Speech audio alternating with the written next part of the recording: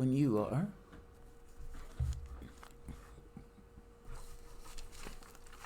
And it's time for us to spread this empty time by filling it up with great stuff. Not that there's anything wrong with that show that was on. A very good book, I believe, by Jack London. Not my favorite upbeat novel, but it's an interesting novel. But what's more interesting than that is that this is WRWK LPFM 93.9, The Work FM, and we're getting ready for the Progressive Soapbox with Jamarl. And you can see him on Facebook Live already. I'm just queuing him up right now on YouTube. And here we go on YouTube. So folks, wherever you are, you can do comments on YouTube, you can do comments on Facebook Live, or you can just sit at home and watch, and you can call in from 5:30 on. We'll take your calls. Part of that time we're having our say, and we prefer to have the calls 5:30 and later. And of course the call-in number, as you can see on the wall behind Jamarl, 804-464-1089. We encourage you to converse with us. We just like to say our little piece first, and then have at it. Keep in mind, this is a family show, this is going over the FCC's airwaves, so we want to respect people's ears. So, well, enough from me. I think Papa Jamal's got more to say than I do, so I'm going to let him take over right about now.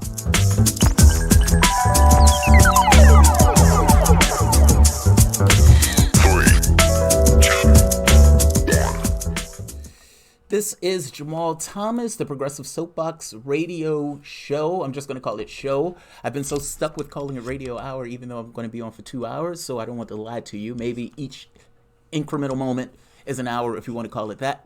But this is going to be the voice in your ear for the next couple of hours, and I hope you guys have had a decent day. Not just decent day, I hope you guys had an amazing day.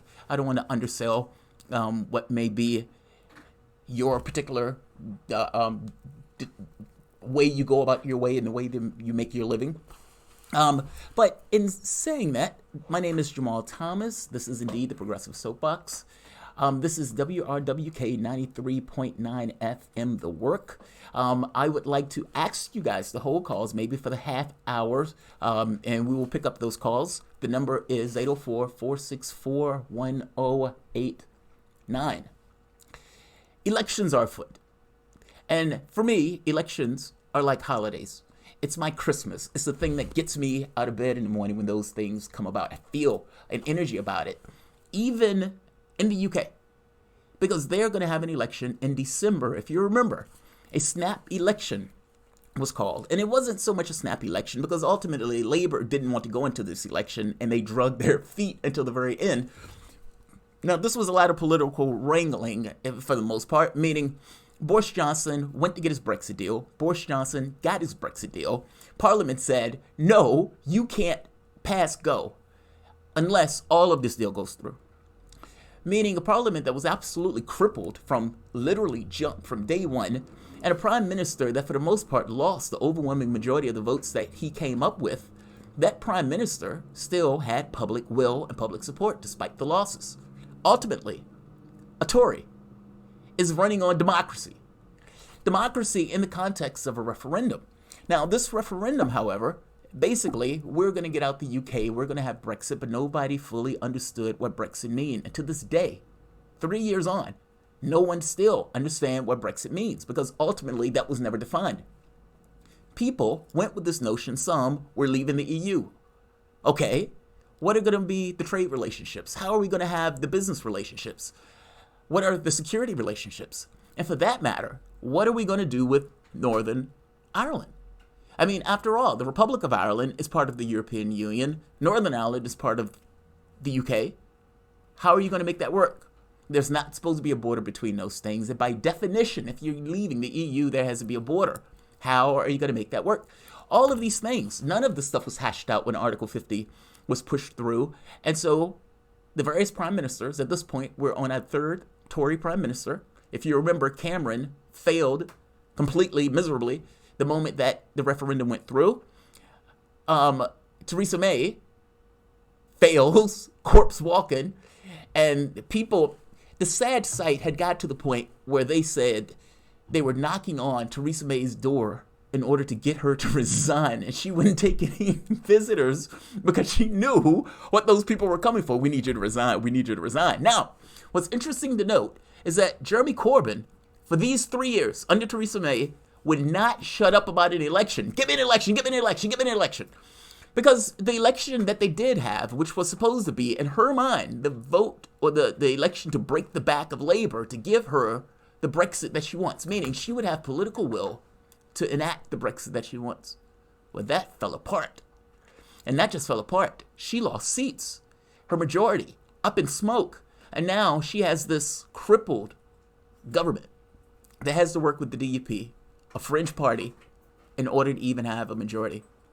And when she finally failed and Bojo took the seat, Bojo, in the beginning, wanted an election because ultimately Bojo only had the same government as Theresa May.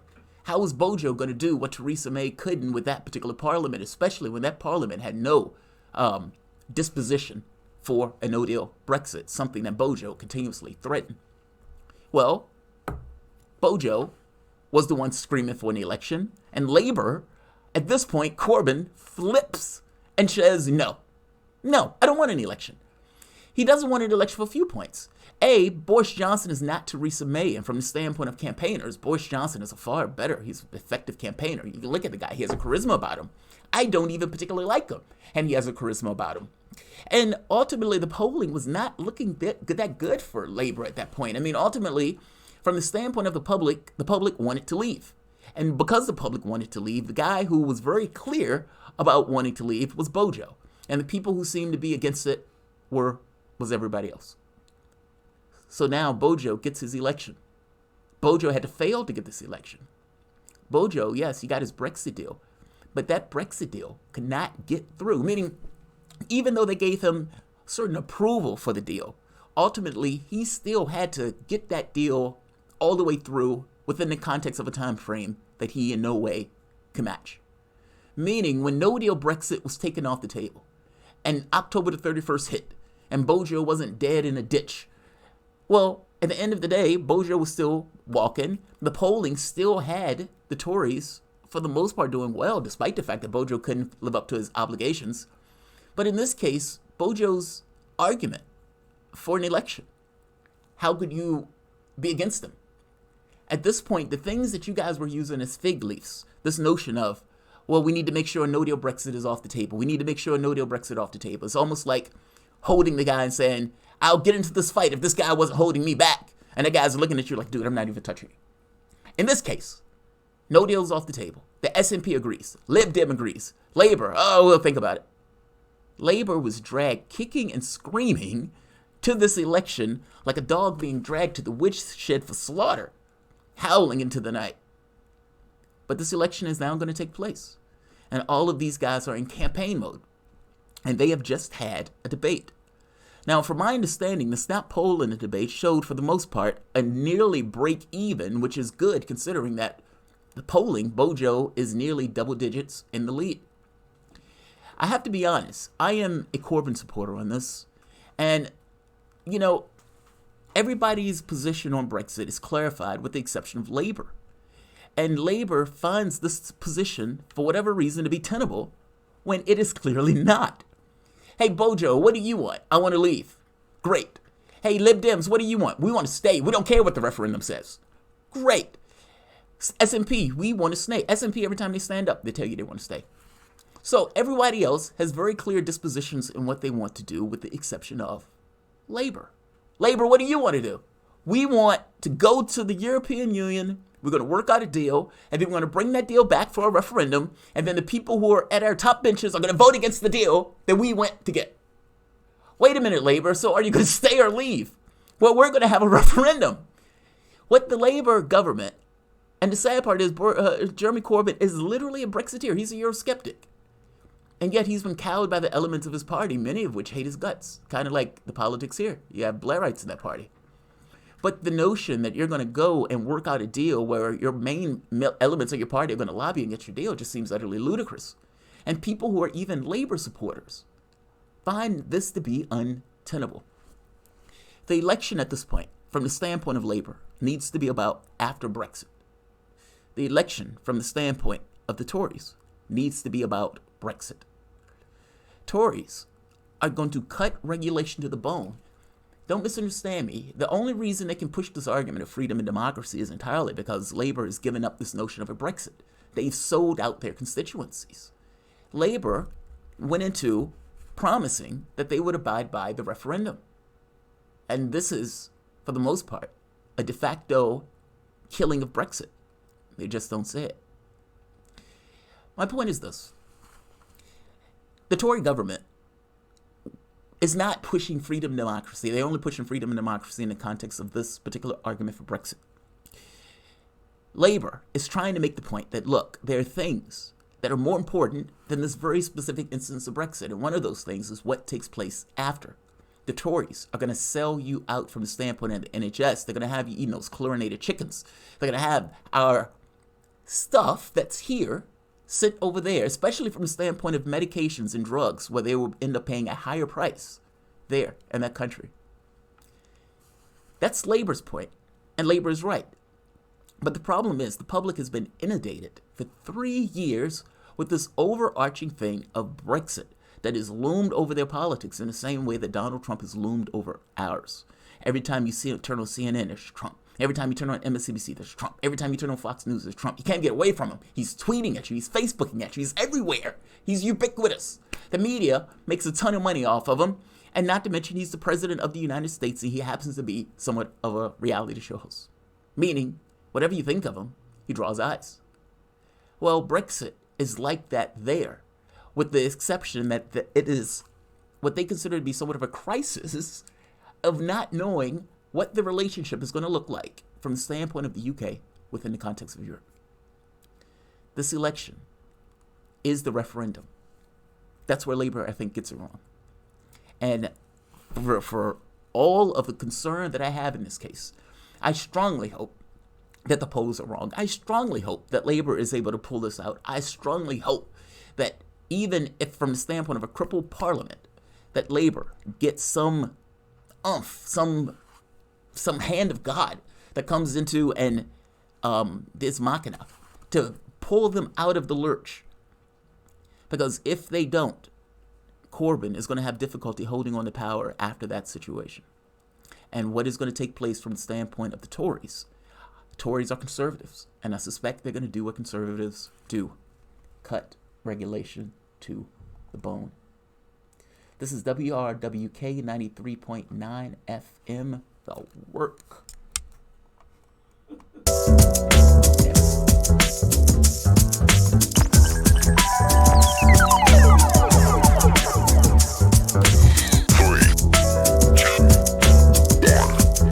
Network.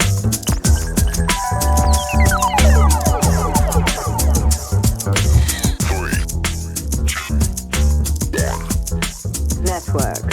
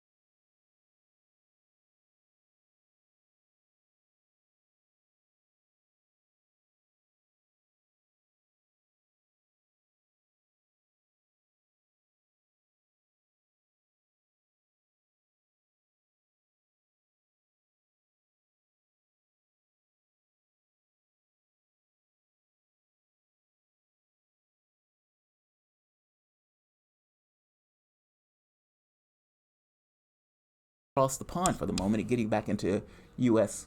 politics, there was an interesting story in the New York Times that I was enamored by. So, do you remember this? Those on the radio station should be able to hear it, but this was something that took place in the second debate. Think back for the moment. Think back. I used this because I'm always enamored by this, because this is so brutal. Such an attack. completely without defense. And I would argue ended the campaign of this unfortunate victim of that attack. Kamala Harris gets taken apart by Tulsi Gabbard.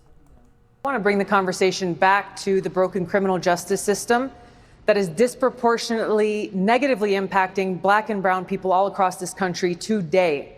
Now, Senator Harris says she's proud of her record as a prosecutor and that she'll be a prosecutor president, but I'm deeply concerned about this record. There are too many examples to cite, but she put over 1,500 people in jail for marijuana violations and then laughed about it when she was asked if she ever smoked marijuana. She blocked evidence. That would have freed an innocent man from death row until the courts forced her to do so.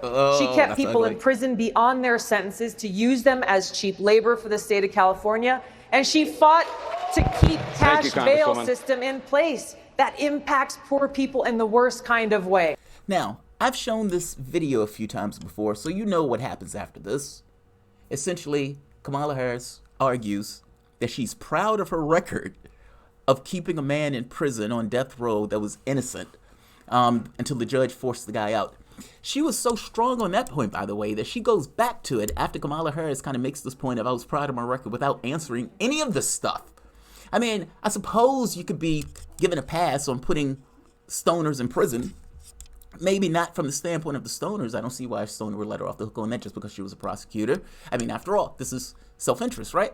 But the keeping a man on death row, and she didn't even get into the truancy violations where she was laughing about keeping threatening a woman with prison for truancy violations on a kid when the woman was homeless, as if the woman's main problem was the kids couldn't get to school as opposed to the woman being homeless. Or the firefighters keeping these guys on in prison when they don't supposed to be in prison and paying them like 8 cents from slavery to fight fires. She has grimy records. Tulsi Gabbard only went through a few parts. And this was enough to crater Kamala Harris's campaign. If you look at the Political article that came out the other day where people were pointing fingers at each other, you know the surest indication that your ship is sinking is when the rats are pointing fingers at one another, trying to blame, so that guy is responsible. No, that guy's responsible. No, I blame this person or that person. It looks bad. She's shutting down locations in the various states. This looks bad. Many people may forget this, but Kamala Harris wasn't the only victim of Tulsi Gabbard.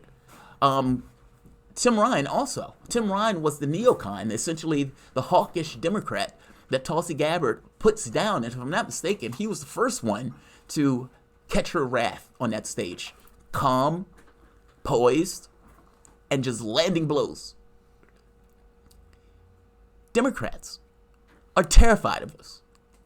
There's an article that came out in the New York Times that made the point of, we don't know what to expect from her, and she clearly has a propensity to land effective attacks that can take people out of the race. And I have to be honest, to some degree, they're right. I mean, if you remember in that debate, Kamala Harris was ranking like in number 3. I mean, she had literally jumped into positions in some of the polling ahead of Elizabeth Warren. Not anymore. Harris is in single digits, even going to California. And in New Hampshire, you have a situation where Kamala Harris is polling less than Tulsi Gabbard. The Democratic debate is tomorrow, and they are terrified. They find her to be unwieldy, unknown. She takes a particular tact that they can't necessarily predict where she's going to go. Interestingly enough, she is the foreign policy candidate, and we've been having several things that pop off from the standpoint of foreign policy.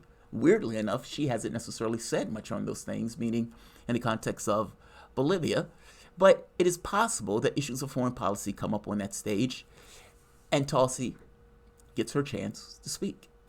And their issue is they don't know what she's going to say. Interestingly enough, the article that I'm referencing in the New York Times is it attacks her, saying that she doesn't really have much behind her. However, The attacks on Hillary Clinton, or the attacks from Hillary Clinton, has only emboldened her. It was almost as if it was an anti-attack. That because of Hillary Clinton's unpopularity, the virtue of Hillary Clinton attacking her in and of itself made her popular with certain elements of independents, even certain elements of Democrats, and even certain elements of the right. This is fascinating, and I love the fact that they're terrified of her. Good. Be afraid. Be very, very afraid.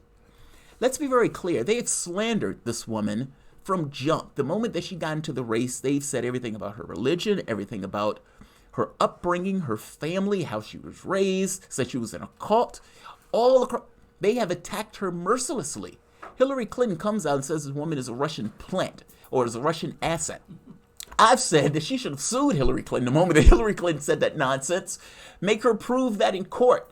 Because ultimately you said somebody who's a sergeant in our military that this woman is somehow working for the Russians. Please tell me you understand that this is somewhat disturbing. Democrats, for whatever reason, hate her guts. And I am unclear on why they hate her so much. It comes across almost cultish in the way that they organize around and slander her. They would do it in a heartbeat. You would have some Democrat operative from CNN casually bring up that she's working for Putin. It was like, what are you talking about? You have no idea how much I would love to be on those stages one day when somebody says something like that. It would give me joy in that moment, and I would be free to put that person down almost like killing a Nazi. It is unfair, baseless, and more importantly, dangerous. Understand what we're saying. We're effectively saying that someone who takes a foreign policy that says, I am sick of these interventionist wars. I have seen my brethren in those wars because I've had on the uniform die. I've seen people die. I've seen people kill themselves. And why are we there? Oftentimes we are there for things that are not in the United States' best interest, but for geopolitical and oftentimes economic interests. That's not necessarily why these people put on the uniform. You have, 2% of the population that is in the military. You have essentially the president's men with a military that's small, meaning the number of people in comparison to the population, that's small. You have a deviation between your population versus the people who actually serve. Meaning you can have a situation where the military is under stress and is being put into militaristic situations that the public is completely and entirely unattached to. This is Gabbard's point to some degree. Why are we in these campaigns? Why are we knocking over these governments? How are we in these regime change wars without any consequence from the standpoint of our population? I mean, for God's sake, Bush knocks over Iraq, literally. And there's no consequence for that. Obama destroys Libya. There is no consequence for that.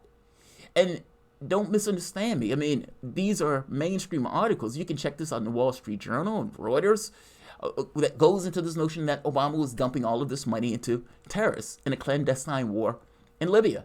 And then he turns around with the Wonder Twins, Britain and France, and say, oh my God, Gaddafi is going to murder these terrorists. These freedom fighters. And we need to protect these freedom fighters with humanitarian bombs. And these humanitarian bombs are going to dance around and only hit bad people in this process. What he didn't tell the public was that he was working clandestine operations so that the people that Gaddafi was fighting was not just, you could say, the population, but it was also the terrorists that we were training and arming. And then you go to Syria, where 500,000 people died as a result of that goal, that effort to knock over that government using similar tactics.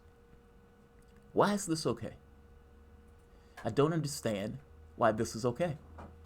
And beyond understanding why this is okay, why is it okay that when a person, Democrat, running in our race that does have a certain degree of popularity and a certain degree of popularity with the right, because there are elements of the right that are sick of these regime change wars also and want the focus to be more oriented towards us here. Why is it okay to smear a person with a different perspective in regards to our foreign policy, especially if it's a perspective that if you ask just basic random people, hey, do you think we should be knocking over those governments if the result is 500,000 people dead? The fact of the matter is we never give the public real information. The public always gets a version of the information, and the version of the information that allows the public to come to the conclusion that was intended for the public to come to, thinking that they had their own thoughts in their heads. When Trump comes out and says Obama was engaged in a regime change war that was responsible for 500,000 people dead, Trump lies through his teeth as easily as breathing, but in that moment he is telling the absolute truth. Obama and Biden often have this tendency of saying we have no corruption or we have no crimes to our name. Well, it's only because nobody cared about the crimes that you guys were committing. You guys had a different manner.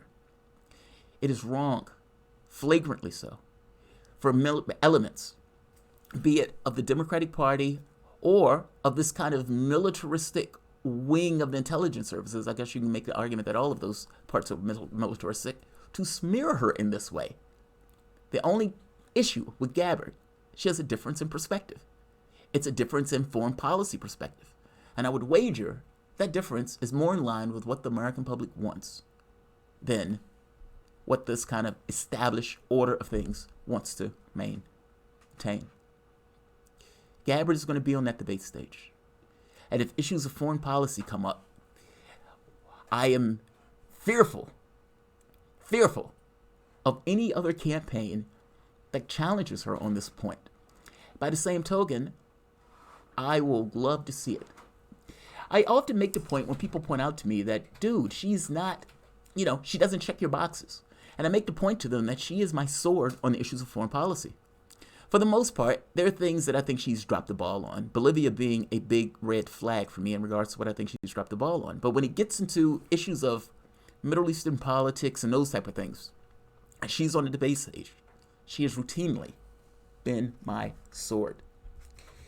It is sick and depraved for Clinton, full of hubris and mendacity, believing that she is still relevant, and she probably is behind the scenes, to come out and slander Gabbard in this way, and for the useful idiots to follow behind doing the exact same thing.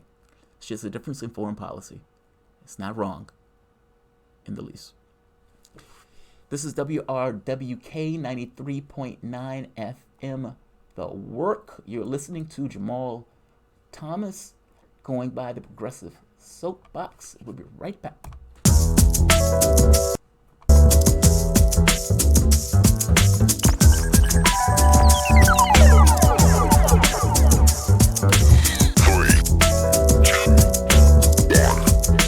Network.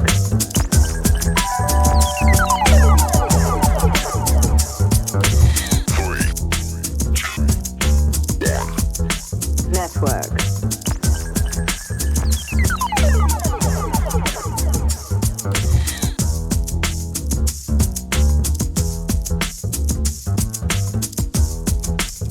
And just so you guys know what I mean when I say Russian propaganda, because I don't want to just say it without ever showing what I mean by this.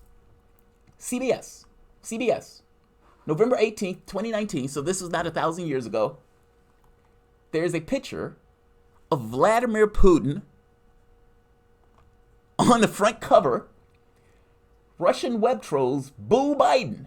I don't know what that means. Boo Biden. Often boosts Gabbard, report finds. Now, why is it? What's this thing that the Russians love about Tulsi Gabbard? Now think about it for the moment.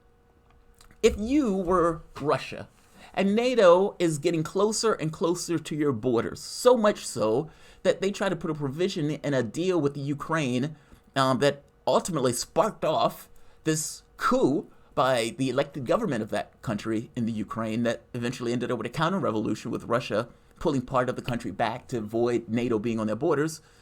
If that was you, and you have an organization explicit against your interests, in fact, a Cold War organization that wasn't supposed to even continue to expand after your country went belly up, the USSR. If that was you, what would be your perspective of the world? Be honest. I would imagine you would want less war. I would want the United States to be less engaged in various countries that is within our sphere of interest. Meaning countries that are not on the border of Oklahoma, that may be allies with Russia, that maybe the U.S. shouldn't be entirely involved in that process, seeing it's none of our business. That is a sane and rational response from another country that have different interests than ours, especially when our interest seems to be hostile to theirs. The point is, it makes all the sense in the world that a candidate that is open to negotiation, open to pulling back and not being in perpetually in these conflicts, will gain interest. Not because she's a plant, but purely because her foreign policy is to some degree in alignment with their own needs. It's like Russia says, if Russia doesn't want the United States to set off a nuclear bomb, and you have Democrats saying, well, clearly we have to set off a nuclear bomb because Russia doesn't want it. There are things that we pursue that are in our interests. If those things that we pursue that is in our best interest just so happens to also be in another country's best interest, so what? How on earth are you setting your foreign policy in accordance with somebody else's government? Why would you not function at the level that what is in your best interest? Now, here's the catch. We're not a United States. We've never been a United States. Best interest is always determined by a particular class or organization to some, in those terms. It makes all the sense in the world if you are selling weapons and you're the number one weapons contractor, that maybe hostility is not bad for business. It also makes all the sense in the world that if you have various people within the context of the government that has various geopolitical ideas, this notion of expanding NATO and still playing this kind of Cold War gamesmanship, that also demands a certain foreign policy associated with it. I'm making a point that those things are not in the best interest of our country, at least not in the best interest of us as individuals as we go and pursue our way. It is in the interest of various segments of the population. There is a difference in those things from the standpoint of best interest. This article makes the point. Mentions of Gabbard, a Hawaiian congressman, by English-language Russian propaganda outlets. Listen to that. English-language Russian propaganda outlets, I love that, were 46% favorable and 44% unfavorable, a research team from the Foreign Policy Research Institute found after analyzing more than 1,700 news stories put out by Sputnik and Russia Today. What do you know? What do you think?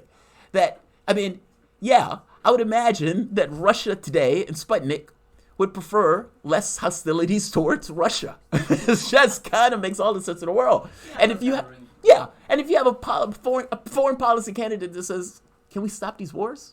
Can we stop these wars? I'm there. Right. Oh, you're a Russian agent. You're an asset, Ron. You're a Russian asset. It's like, I want to stop less wars. Well, Russia doesn't want us to have these wars, so you're a Putin puppet. This is utter nonsense. But this is their argument. 46% are favorable, 44% are unfavorable, so she's a Russian plant. Here's the catch. The guy who wrote this is named Ken Delanian. That name, from here on out, I would like you to have bells. Ex-Tribune reporter said to have collaborative relationship with the CIA. Ken Delanian was fired from his job for being a CIA asset. Seriously. Ken Delanian was fired from his job for being a CIA asset. He was having his stories checked with the CIA before he put his stories out. This gives you the perspective of the individual that's writing this unhinged story. Who's writing it is just important as what is being written, because those two things are infinitely related to one another. In this case, you have a cold warrior, that's a spook or a spook whisperer in regards to putting out the information from that particular segment of the intelligence services. And that particular segment of the intelligence services, I would imagine, hates her talking about this anti-war stuff. If you remember, what is the thing that pissed everybody off with Trump? If you listen to the impeachment hearings, one of the things that keeps coming up is foreign policy. They don't like his foreign policy. And even when he was talking about, I want to be conciliatory towards Russia, I don't want to be having these wars, it freaked them out. And if you look at it from the standpoint of the wars being caused, Trump is grotesque in regards to his regime change policies, but not overt wars, with the exception of maybe potentially Iran. And even that, he keeps pulling back on it, even though the people around him keep pushing for it. You have elements of your government that work in elements of media to try to create a reality for you and for the population into thinking that the world is a hostile place. And to some degree it is. I don't want to downplay it, but I do want to make the point that who is giving you the information is just as important as to what they are giving it to you. Think about it for the moment. Brennan and Clapper are now working for media. These guys were spooks and they're now speaking to you in your airwaves. And it's very possible that Durham, who is now looking at criminal charges for the origins of the Russiagate, Brennan and Clapper may be analyzing on the news their own case, depending on where Durham is going to go with this case. Just be careful on where you get your media. That's all I'm saying. And it is very necessary to know the perspective of the various people who are saying this stuff. And this notion, this unhinged article, what it boils down to is this. If you believe Tulsi Gabbard is a Russian asset, I need to know more than just people agreeing with her foreign policy. And if you're going to say that she's a right-winger, again, I need to know more than what, meaning my point is this. I need to know based on what she is saying and what she's doing, not necessarily that this country or that person likes her. I find that to be a silly way of going about smearing her, but it doesn't stop them from doing it.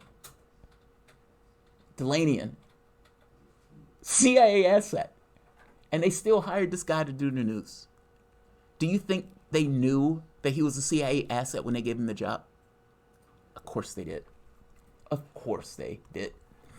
While we're going on with this, there is a story that came out recently from The Intercept, working with the New York Times, talking about a massive leak from the Iranians. Essentially, they got all of these papers that was in Farsi that made the point of how entrenched Iran is into Iraq. I want to read something. This is the way that the way The Intercept explains it. The message of these documents is the U.S. invasion of Iraq was a historic mistake, a strategic blunder of massive proportions. We invaded and Iran won the war. Wow, I like that. Problem is, when you think about it, it wasn't a strategic blunder or mistake. It was a war crime. The United States took on a war of aggression that wiped off 1 million people from the face of the earth, not to mention completely destabilizing the entire region. When we got in, we fired all of these people who were working there, meaning the military officers and whatnot. Some of these guys ends up going into the creation of ISIS. Some start working for the Iranians since I need a paycheck, I need to pay the bills. I just lost my job. Not to mention, you just smashed my country to bits. You just smashed my country to bits. Why wouldn't Iran take the opportunity to get closer and more entrenched into Iraq? And can we make the point for the moment that it's not a strategic blunder? It is literally a war crime. It is a war of aggression where we admitted or we blamed or said that this country had weapons of mass destruction while cherry picking the evidence in order to make it seem like it was so. Media, being completely complicit to this, got rid of anti-war voices, so people like Donahue was off the air. Chris Hedges, pushed away, booed off stage. People who were involved and knew that this was bogus were pushed to the sidelines. This country was on a war footing. Bush, Blair, the people who were mainly responsible for this, Cheney, John Bolton, walked. In fact, they were even ending up in our current government. And when Obama got in office, what did he say? We're looking forward. We're not looking back. I wish other criminal cases can look that way. Well, that murder was committed a few days ago, so we're going to look forward. We're not going to look back in regards to the crime. The torture tapes he put in his vault, so those things would be just pushed away for years and years. I think it was like 20 years before those things could be released. Think about what I'm saying to you. It is not a blunder. It is a blunder from the United States standpoint. But what is it from the standpoint of the Iraqis? And whose point of view is more accurate here? Who suffered at the expense of who? And why did this take place? And what was the consequences for us going into this country and destroying this country this way? And is there something more insidious with regards to the way we look at and think about foreign policy that creates these type of outcomes? It's the same outcome in Libya, by the way. It's the same outcome in Syria that we attempted to make in Syria. It is the same outcome in the Ukraine. Outright and utter chaos. Utter chaos. I hate the way they name this. That's my issue with this. It's not a blunder. It's a crime. And it's a crime that nobody was held responsible for. And people just got to pass. Can we, for the moment, get away from this notion that just because people are in a position of power that they are somehow distinct from the decisions that they make, as if they just press a button to go home and that button is untethered to anything, that the votes that they make doesn't have real consequences, that when the presidents are in office, that the choices that they're making don't have real weight and gravity, especially in the outcomes of various people around the globe. I hate this notion that a president can get up there and croon and sing Al Green, but at the same token be responsible for tens of thousands to hundreds of thousands of deaths on his conscience, that he can come out and still take swipes at other candidates as if he was a success as a president. This wasn't a blunder. This was a war crime. That is my point. And The Intercept and the New York Times, I appreciate them for putting this information out, but I greatly dislike the manner in which it is being described. This is WRWK 93.9 FM, The Work. I hope you guys are doing so far on your drive time. We're at 5:41. I want to go into some of the organizations that have been helping us out, or better yet, let's talk about some of the radio stations that occur on the station. It's not just my, I was told, baritone voice. I don't know if that's necessarily true. You're the top. Right. So on Sundays, we have Citizen Voices with Jay at 2 p.m. On Mondays, we have In the Frequency of Hope with Stephanie. That's at 7 p.m. Stephanie is awesome. On Tuesdays, we have the Progressive Soapbox at 5 p.m. to 7 p.m. On Wednesdays, we have Her, Human Equal Rights. This is every other Wednesday at 7 p.m. with Leslie. On Thursday, we have Richmond Business Babes with Lisa. That's at 11 a.m. And we have Self-Care Activists at 4 p.m. She's on hiatus right now, sorry to say. Oh, Self-Care Activists needs a little self-care, so fair enough. And Friday, we have Critiques of Culture at 7 p.m. That's always good. Critiques of Culture. Yeah, you said that was one of your favorites. Yeah. I really want a Star Trek one, like the Critique of Culture, because I think it would be a interesting episode. Star Trek has some of these weird and fascinating, I guess, introspections of life, and sometimes that you get. Not to mention the way their society is organized, the way their society is arranged, all that stuff, and how that relates to us, what light it casts on us. I not to mention even the dark turn that stuff is taken. Like I gave an example, Superman. So in the recent films, there is Injustice comics.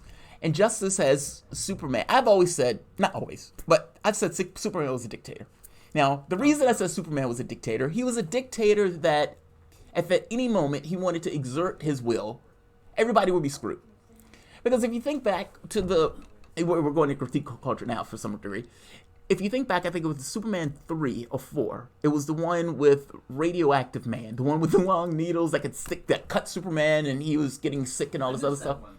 Oh, okay, this was a Christopher Reeves one. This was back in the 80s. Really? Yeah, so the guy, Lex Luthor, came over with a plan, created this being of energy that had the ability to injure Superman. He could fly, he had super strength, all that stuff. And he ends up injuring Superman and roughing him up pretty bad.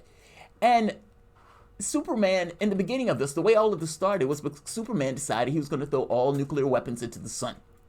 Now, when I heard that, I was like, whoa, how's he doing that? What notion of sovereignty exists if Superman is going to go through and take nuclear weapons? Do you believe that Russia will give up its nuclear weapons to Superman? And if so, why? And would every country give up its weapons to Superman, especially if some of these things were secret and private? Would they do that? And if they don't want to do that, then what? Does Superman just go along his way and kick rocks? Or does he take the missiles anyway? And if he does, all notions of sovereignty are out the window. Superman at that point is a dictator. Now, people don't like that because they're like, whoa, dude, I don't like this notion of you calling Superman a dictator. But if he is breaking all notions of national sovereignty, then what is he? Now, the interesting thing here is Superman is representative of the United States. Freedom, justice, even the colors to some degree are put in those terms. Right now, comics, just like art, does reflect life. And in reflecting life, you have a situation where in Justice Comics, Superman, after the killing of Lois Lane rips the heart of the Joker and then goes on a rampage of dominating Earth outright. It's fascinating, but if you're talking about a critique of culture, that is literally art reflecting life, where it's almost as if the comic book Superman is trying to reconcile a world that is not necessarily, let's say, I always say ideology is a poor substitute for reality. Kind of that, where he's coming to this notion of pragmatism, not to mention a bit of despair based on Lois Lane and a kid dying. Essentially, what happens if Superman goes off the rails and subjugates Earth? It's a fascinating thing. You can even make the argument that the U.S. in some way is endemic of this. I mean, Trump has been going around the world telling countries that they can't buy weapons from other countries, or telling countries that they can't purchase technology from Huawei. That's extraordinary. And then the coups that are taking place around the world that the U.S. has a role in working on. It is phenomenally weird, and it's over the top. It's not something that's subtle. I mean, when we were trying to topple Venezuela, we openly was working with Guaido, essentially an opposition figure, calling the guy president. The guy didn't win an election until Pie shot.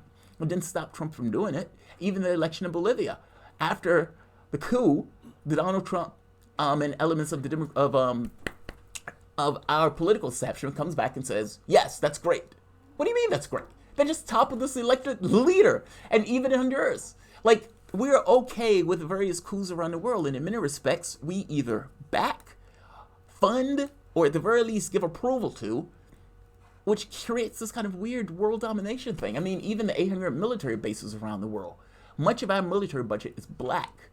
And you have New York Times doing stories about secret operations in Africa, secret operations in Syria, secret operations in Libya. Our public oftentimes have no idea what our intelligence establishment is doing. And I strongly suspect that Superman, the freedom, justice, light and all this other stuff, this emblem of America where Superman is holding the American flag with an eagle on his chest, to some degree, it shows us off the rails. I mean, it's art reflecting life. And in this case, Superman went insane. Or maybe he went uber sane. It's hard to know which one it is. So, I feel you on that. The art and culture.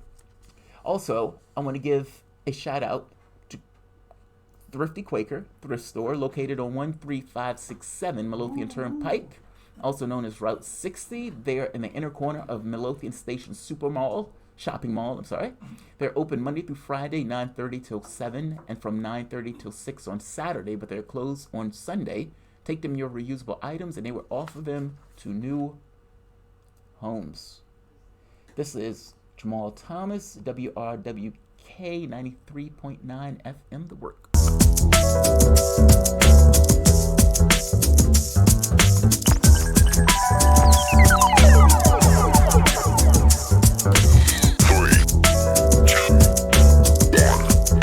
Network.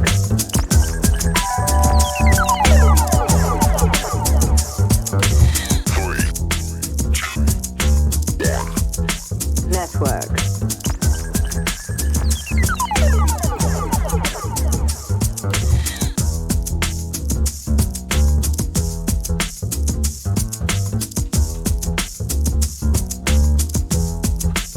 So tomorrow, coming up, will be the Democratic debates.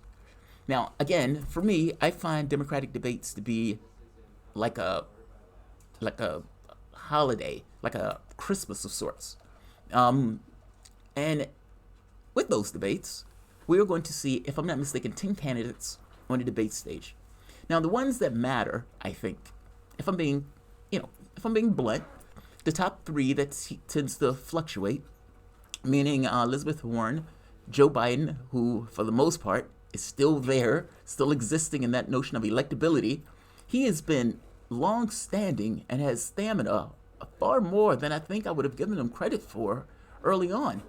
Not so much that he hasn't been making mistakes, not so much that he knows Obama's name or is still nailing where he is, or his own name, or where he is on the campaign trail, but more so that when you ask people, it's between what I am terrified of versus what I want.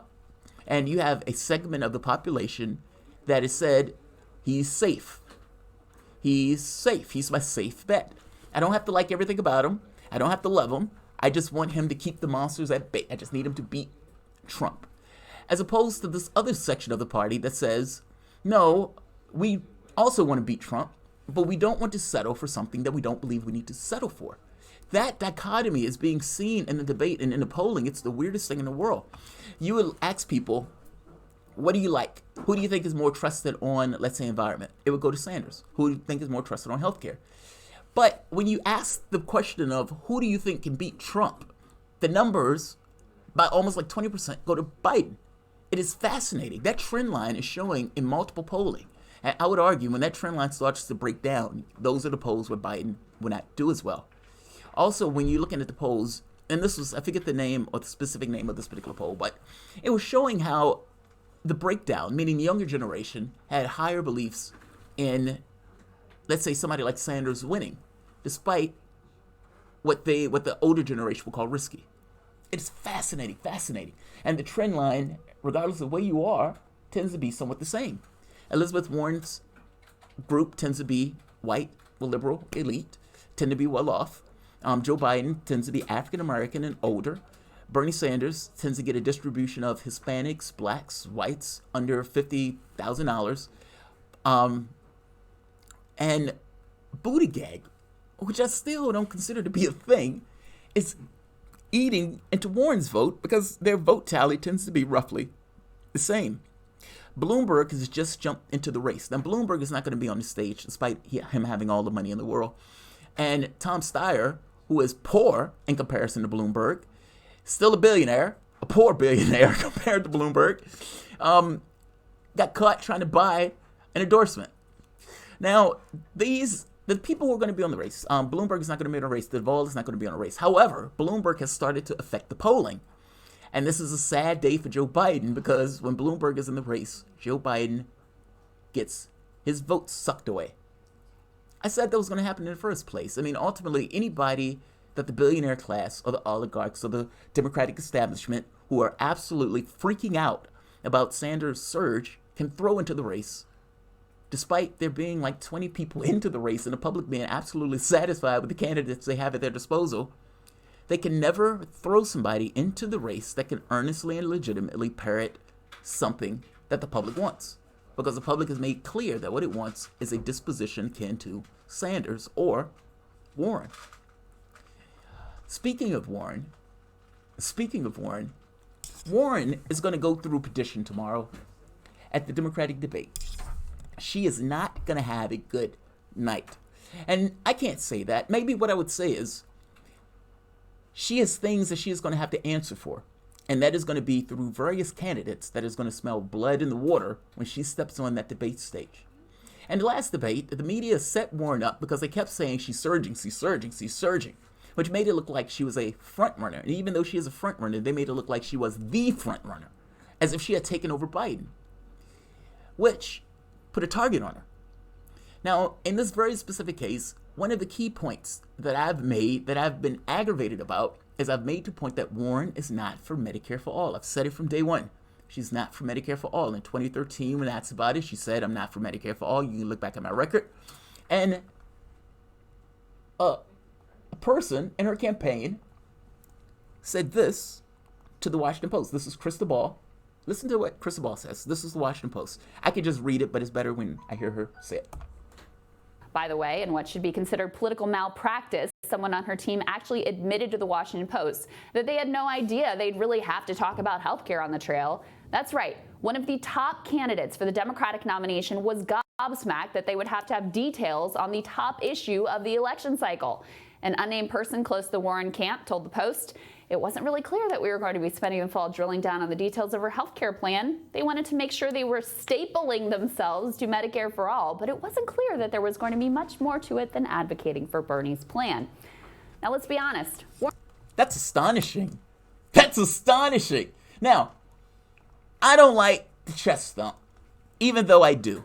There's a little thing in me that lights up and that runs around the room when I just nail something from months back. I said from day one, she is parroting him. The reason I kept saying that was because she would talk about Medicare for all and give an amazing argument for it on the debate stage. And I give her all the credit in the world for it. She's made Bernie Sanders' arguments on that better. And even her arguments on it better. The problem was when she would get off the campaign stage, she would say stuff like it's a framework and it's this and it's that. Medicare for all is a bill. I use that designation and I'm specific about that because I want to define my terms. I don't want this esoteric stuff where people are like, yeah, Medicare for all in theory and all. Yeah. No. It's a bill. It's a specific legal document. Sanders wrote the one in the Senate. Jamarl wrote the one in the House. And fair enough. Now, many of the candidates diverged from this.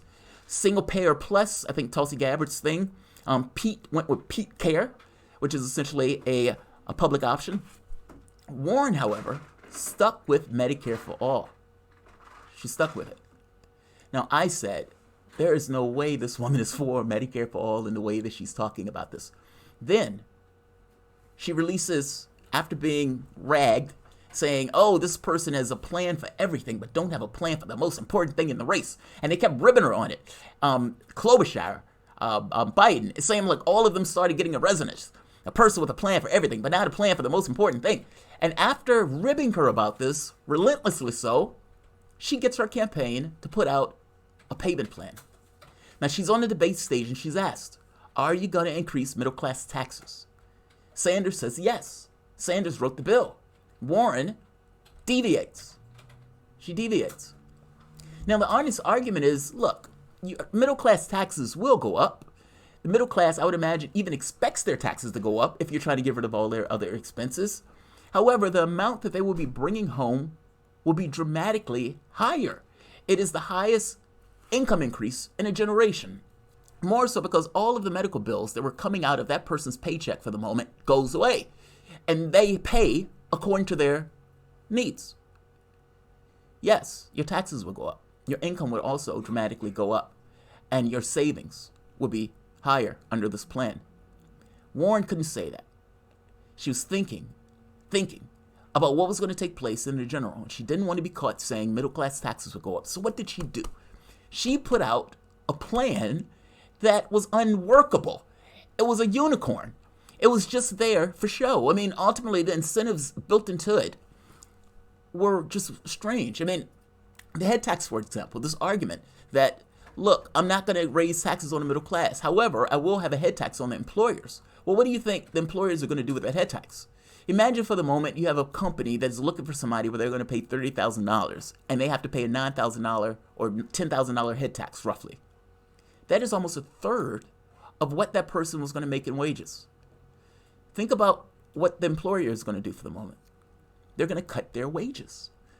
Meaning, whether Warren is accepting a tax from the government or whether it's going to be a tax from the standpoint of the employer cutting the wages, the employer wages is still going to be cut under her plan.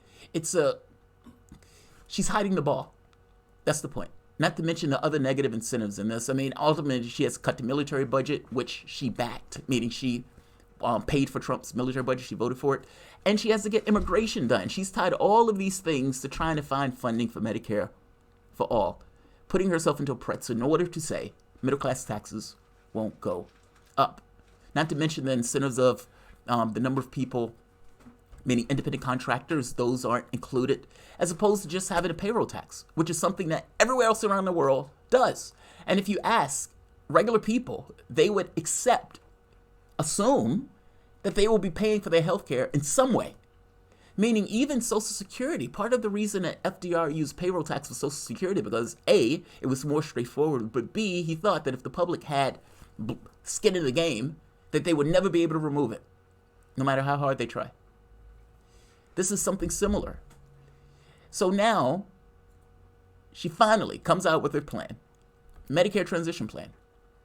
And it is Pete's care. It is Pete's care. I mean, ultimately, she put out a public option, and she's calling this public option for the last 3 months Medicare for all. And she makes the argument, cynical ploy, that in 3 years, after 3 years of a public option, she will then, within a new Congress, fight for Medicare for all. This makes no sense. I mean, it's cynical as can be. I mean, nobody in their right mind that pays attention to politics believes that she's going to get 2 bites at the apple from the standpoint of Medicare for all. This is a plan designed specifically to fail. And just like the Washington Post made the point of, this wasn't something that they thought they would ever have to do. They thought that they could just skate on, I'm with Bernie, and just argue Medicare for all. The problem became when she had to answer the question of, how are you going to pay for it? And are you going to raise middle class taxes? And she couldn't bring herself to say yes. Fact is, the best option for Warren, and I've said this from the beginning, would have been to ride it till the wheels fell off. To essentially say, I'm with Bernie and stay with Bernie. I'm with Medicare for all. Do taxes go up? What Bernie said they do, he wrote the bill. Yes. And take that fight. Both of you. I mean, keep in mind, the policy that Warren has gone by was to, for the most part, ape Sanders. I'm going to be a cuddlier version of Sanders as I go through the race.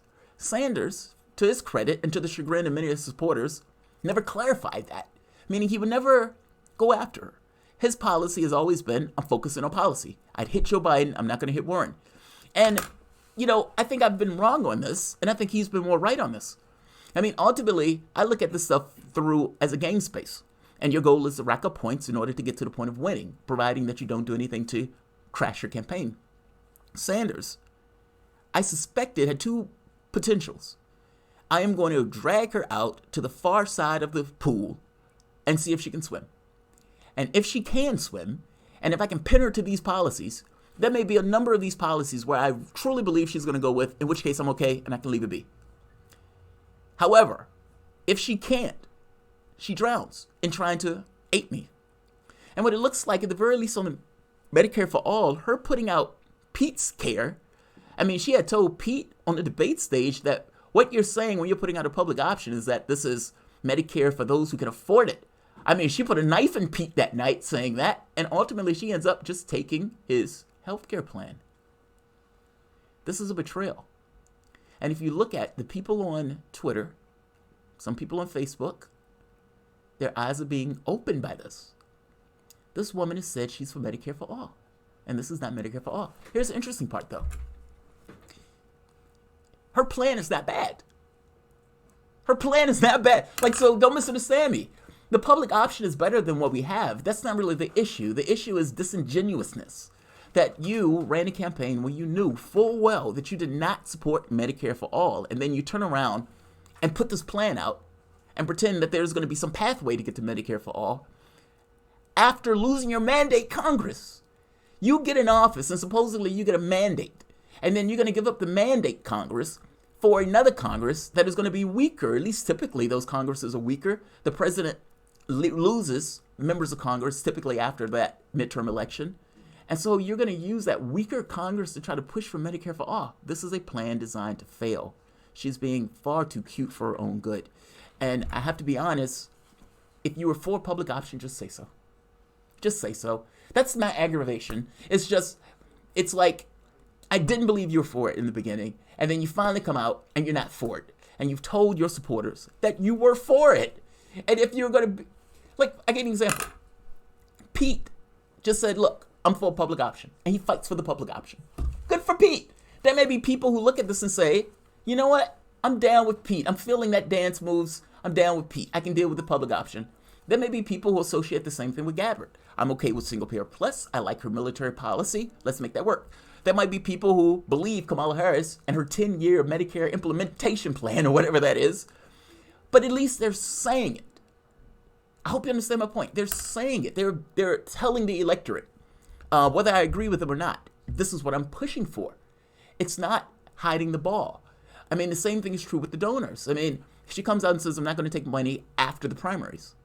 Well, that turns out to not be true. She's her treasurer, and these guys are raising money with big ticket donors, doing it, leaving her kind of out of the conversation of it with the notion that this money is going to go to the Democratic Party. But what do you think the money that goes to the Democratic Party is going to do for the Democratic nominee?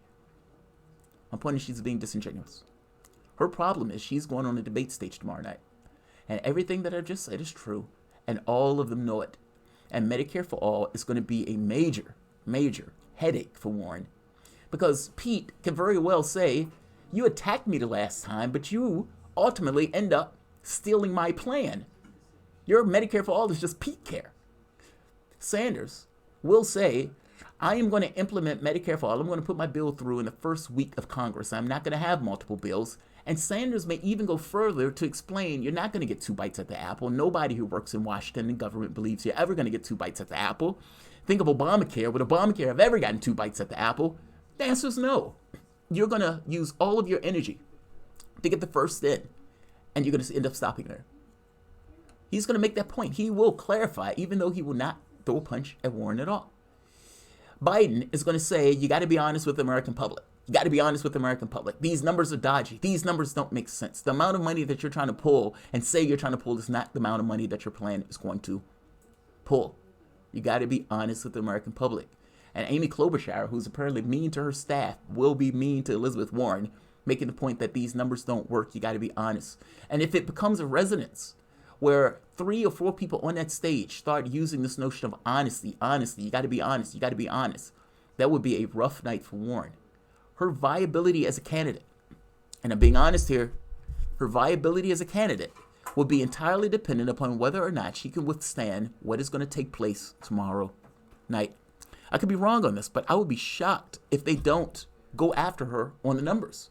She put out a plan. She put out a very specific plan, and they could go through that and say the effects of this is going to be this. Why are you okay with that? The effects of this is going to be this. Why are you okay with that? This is going to stop people from getting jobs. This is going to have companies push people into other areas so they can avoid the tax. This head tax is going to have to go up as that type of stuff. The incentives that are created in that plan gets really bizarre. And one of the economists that had backed her plan at one point comes out and says, yeah, this is not going to raise the money that she's saying it's going to raise. But again, they never believed that they were going to have to talk about this in real terms. They thought they could shuck and jive until after the primary and people get stuck.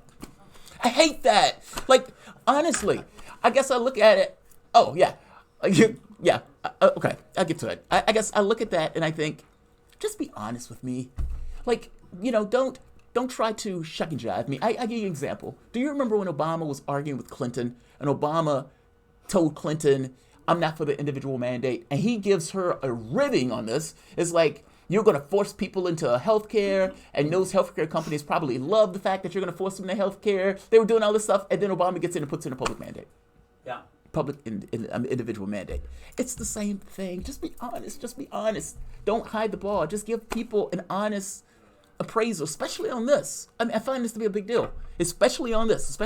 It is a major, think of what's going to take place from the standpoint of the economy if something like that goes through, a major public option. And then in 2 years or 3 years, she's going to do it again. And that's how much time is it going to take for implementation? How much time are they going to be fighting this bill? And she's going to have 2 major political fights on the same issue, supposedly. It's not honest. It's intended to fail. This is WRWK 93.9 FM, The Work. Yes, the medical stuff is a big deal to me because it's a major big deal. I have people who told me, this woman she says, her husband was ill and the insurance companies are forcing her to get an inferior cancer drug. Oh, yeah. I mean, it's like, yeah. I mean, my wife doesn't go to the hospital because she doesn't want to get a secondary bill because the doctor charged her like $1,000 for some kind of procedure that didn't do what she said it was. So her thing is, all right, I'm just not going back. Yeah. That's not just us. Like, I have situations where kidney failure, where losing insurance because losing the job and losing Medicare around the exact same time. And so it's like kidney failure with no insurance. Like, I can go through a litany of these where you've talked to people who had to deal with just medical disasters just from living. The majority of people in this country don't have $500 in the bank. Yeah. And they're supposed to deal with medical bills that can just wildly go through the roof on this case. And so it's not so much that my issue with her is that she's pushing the public option. I would disagree with the public option, but at least I don't hate that. You know what I mean? It's like it's better than what we currently got, even though there's certain problems with it. Just tell the people and be earnest with the people. Elizabeth Warren probably would have ran this race where she hates billionaires, like Wall Street. That's to be in her bonnet. Mm-hmm. And I full well believe her on that front. I think she's a true believer on this notion of Wall Street regulation, and we need to make sure Wall Street is accountable. Yeah, I agree with her on that. But I think that's her campaign message. I think she's trying to be everything to everybody in the context of the left. And she's trying to appropriate some of Sanders supporters. I don't think Sanders supporters trust her. So she ends up in this weird quagmire of, I'm going to ape these policies. And they're like, yeah, I don't know if you believe in that stuff. And then when she comes out with this, which is her defining issue from the standpoint of how she's cast her campaign, and you find out that's just a public option. What does it mean for the other items that she appropriated? You know, getting rid of student loan debt. Does that also change to something else once you get out of the primary? Like, it's a problematic situation that she's going to have to deal with on the debate stage. Yeah. So we're still in theatrics. I think we're still in the entertainment phase, and we may stay there to the end of the election.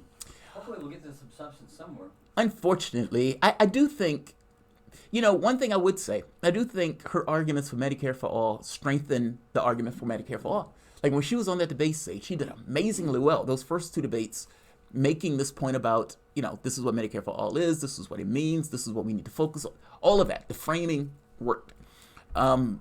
So I don't take any issue with that. And I think that's extremely substantive. I mean, that's visionary politics. That's, you know, politics to the level of what do we want to do as a society? I mean, Sanders' speeches had gotten to the point where he was saying, look across the room and find somebody who's not like you. Are you willing to fight for that person as much as you're willing to fight for yourself? That is powerful. That's very progressive. Yes, that's powerful politics. I mean, it takes politics to this kind of religious experience. Yeah, steps out of the ordinary, of the transactional. Yes. What have you done for me lately? Yeah, literally. And honestly, that is the only way any of this gets passed. There is no such thing as Medicare for All if you don't have a people's movement to do it. I don't believe in technocratic politics gets that across. Any political leader can just tell you no, right? Okay. Like there's nothing stopping. You can't put a gun to their head and say you're going to do this or else. They can tell you no. You need a political will that pushes those guys. Like, how do you get Joe Manchin to say yes? How do you get Joe Manchin to say yes? I mean, Joe Manchin really needs to lose a seat. He's really just a Republican who's pretending to be a Democrat. And all of these other guys, it becomes how do you use a certain degree of political force in order to implement your will? And that becomes the question in regards to how he gets that stuff accomplished. I've been apoplectic at a few of these guys. Yang, for example. Yang has pretended that he's for Medicare for All. Yang was in a CNN. They were having a question. They had him on an interview. And they asked them, they said, so are you for Medicare for All the bill? He says, no. He's being honest. Yeah. So if you're not for Medicare for All the bill, I mean, how are you claiming to be for Medicare for All? Are you for single payer? No, I'm not. But you're claiming to be for Medicare for All. Yes.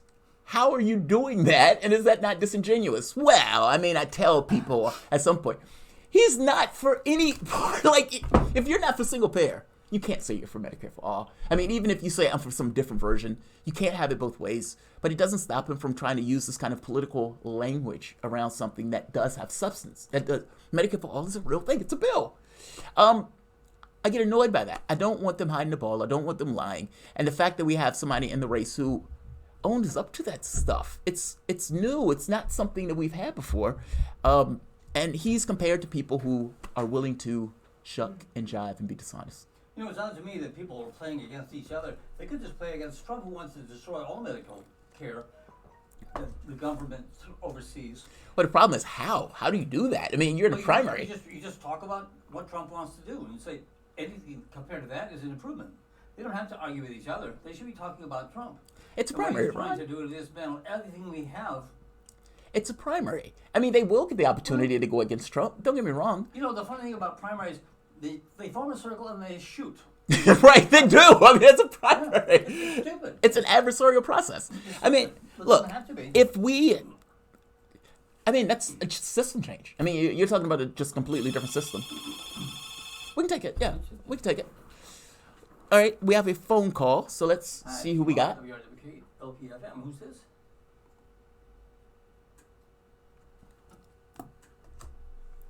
Uncle Brother. Uncle Brother, hang on, Uncle Brother. What's going on, Uncle Brother? Uncle Brother, how's it going, man? I'm doing okay, just doing the news. Can you hear me all right? Just doing the news? I hear you pretty good. Do you hear me all right? Yes, yes. So what's going on? What do you want to talk about? Well, I may have fallen a little bit behind because I'm streaming on YouTube.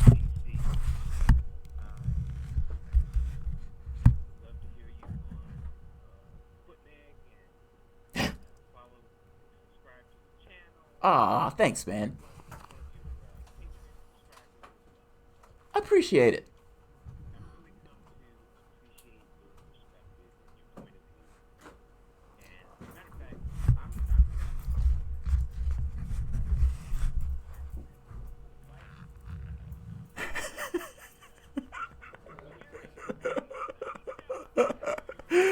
Well, see, what's funny? I like her coming onto the show. I was watching my show the other day, the contributor appreciation special, and I'm watching that, and I'm like, yeah, this show is really good. This show is really good. And then I started thinking, I was like, my wife is not really talking, and she would say like, yeah, okay, and then I started like, all right, she needs to talk more on the show. It's like I can't bring her to the show and not have her give her opinion of things. But I like her on the show because I like her outside of the political spectrum stuff. Like I like where you can kind of breach and say, okay, people who aren't fully engaged in this, what are they thinking about? Because I know, we're in a bubble like everybody else.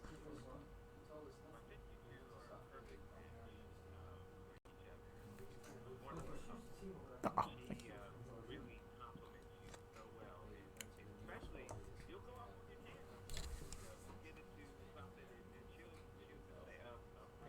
right. All right. Well,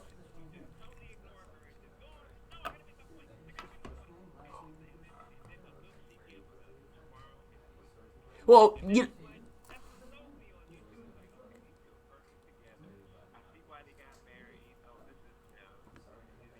Well,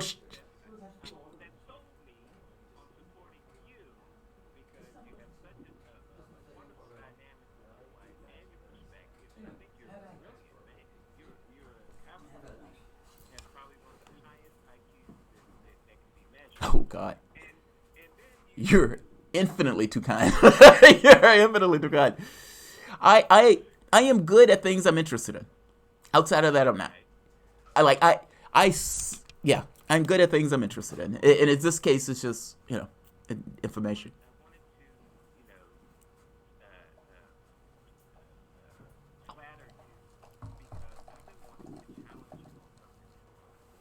Uh-oh, go for it.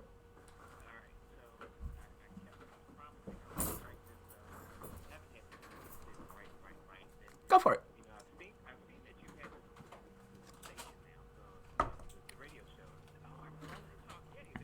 Yeah. I bring it. Let's hear it. Let's hear it. Take the piss out of me.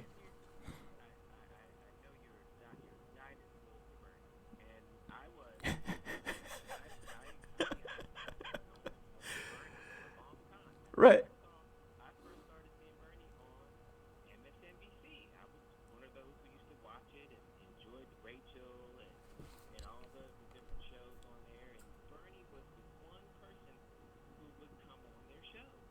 Yes.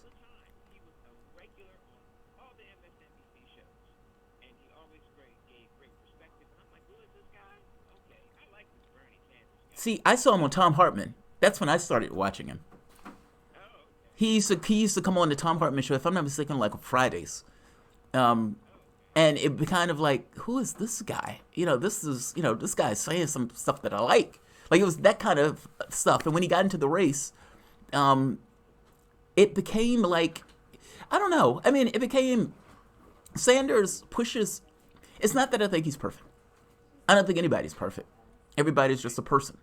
And, people have things that they're good at. People have things that they're bad at. And there are certain perspectives that they take for political reasons. There are others that they take because they fully believe in it.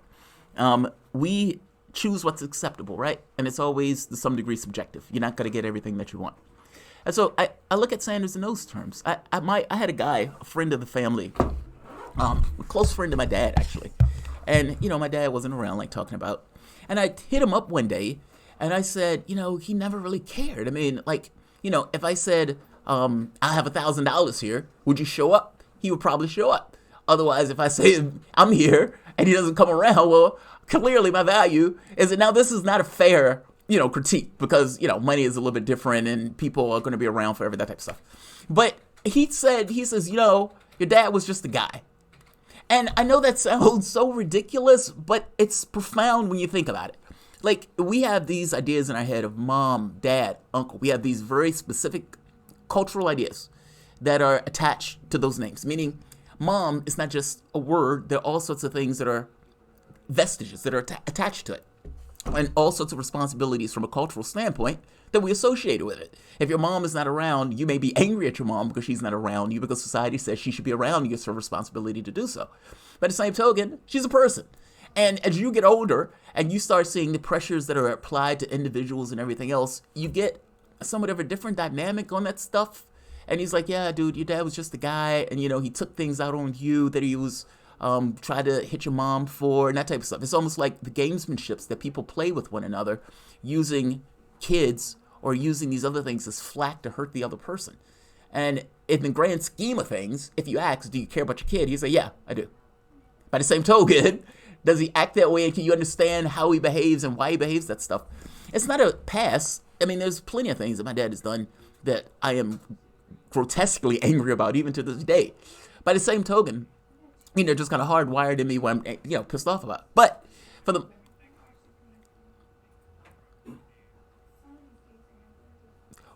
anger is too strong. Wait. Anger is too strong. Let's say I have feelings about, even intellectually, I don't all that much care. Anger is too strong. But things that have aggravated me, let's say it that way.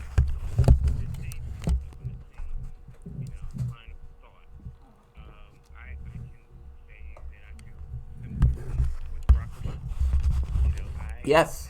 I had a sincere trust in him and his rhetoric.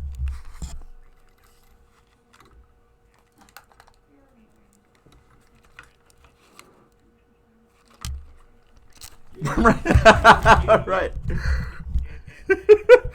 You got him.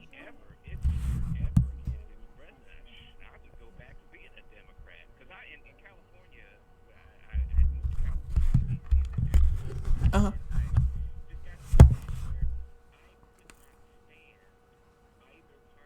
That's where I am.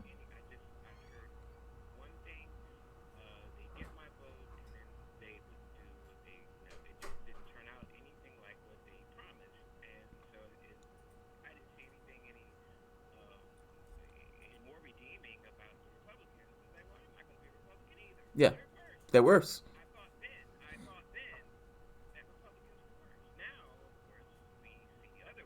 Yeah. I think they're horrible too. Yeah.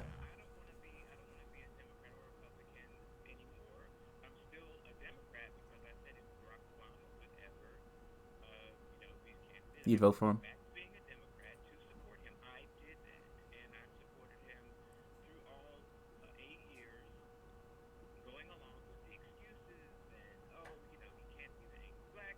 Yeah. Yeah. Yeah. Right there. Yeah. Yeah. Yeah. Yeah.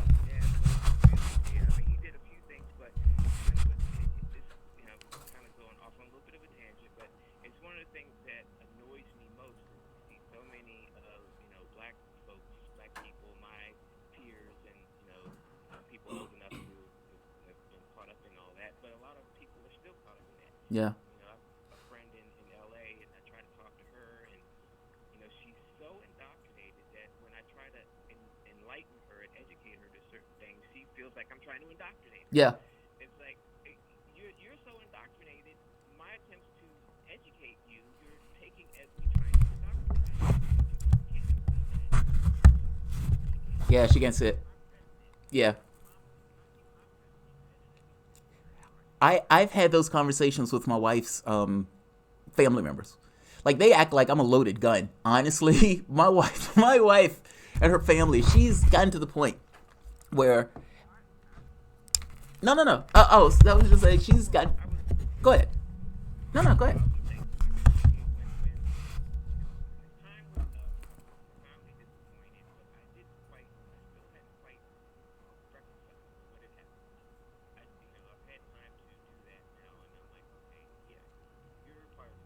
Yeah. You were never a solution, ever.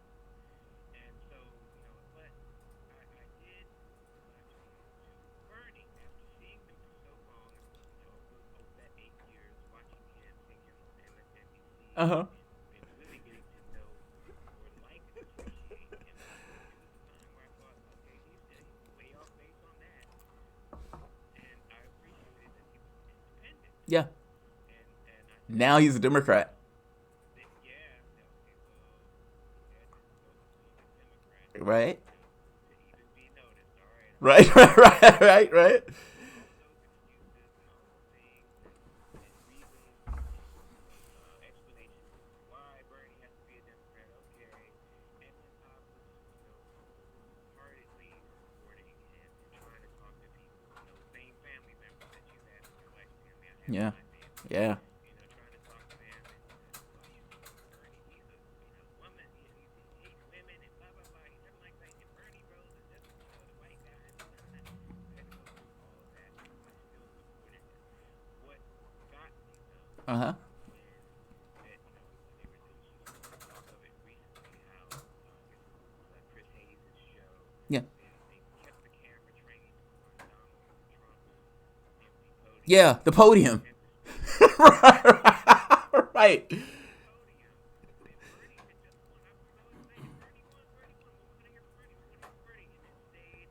Yes, it did.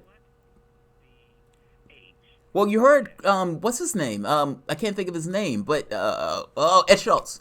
Where Ed Schultz made the point that said they fired him because of support of Sanders, that they wouldn't let him cover Sanders. Like, they literally forbade him from covering Sanders.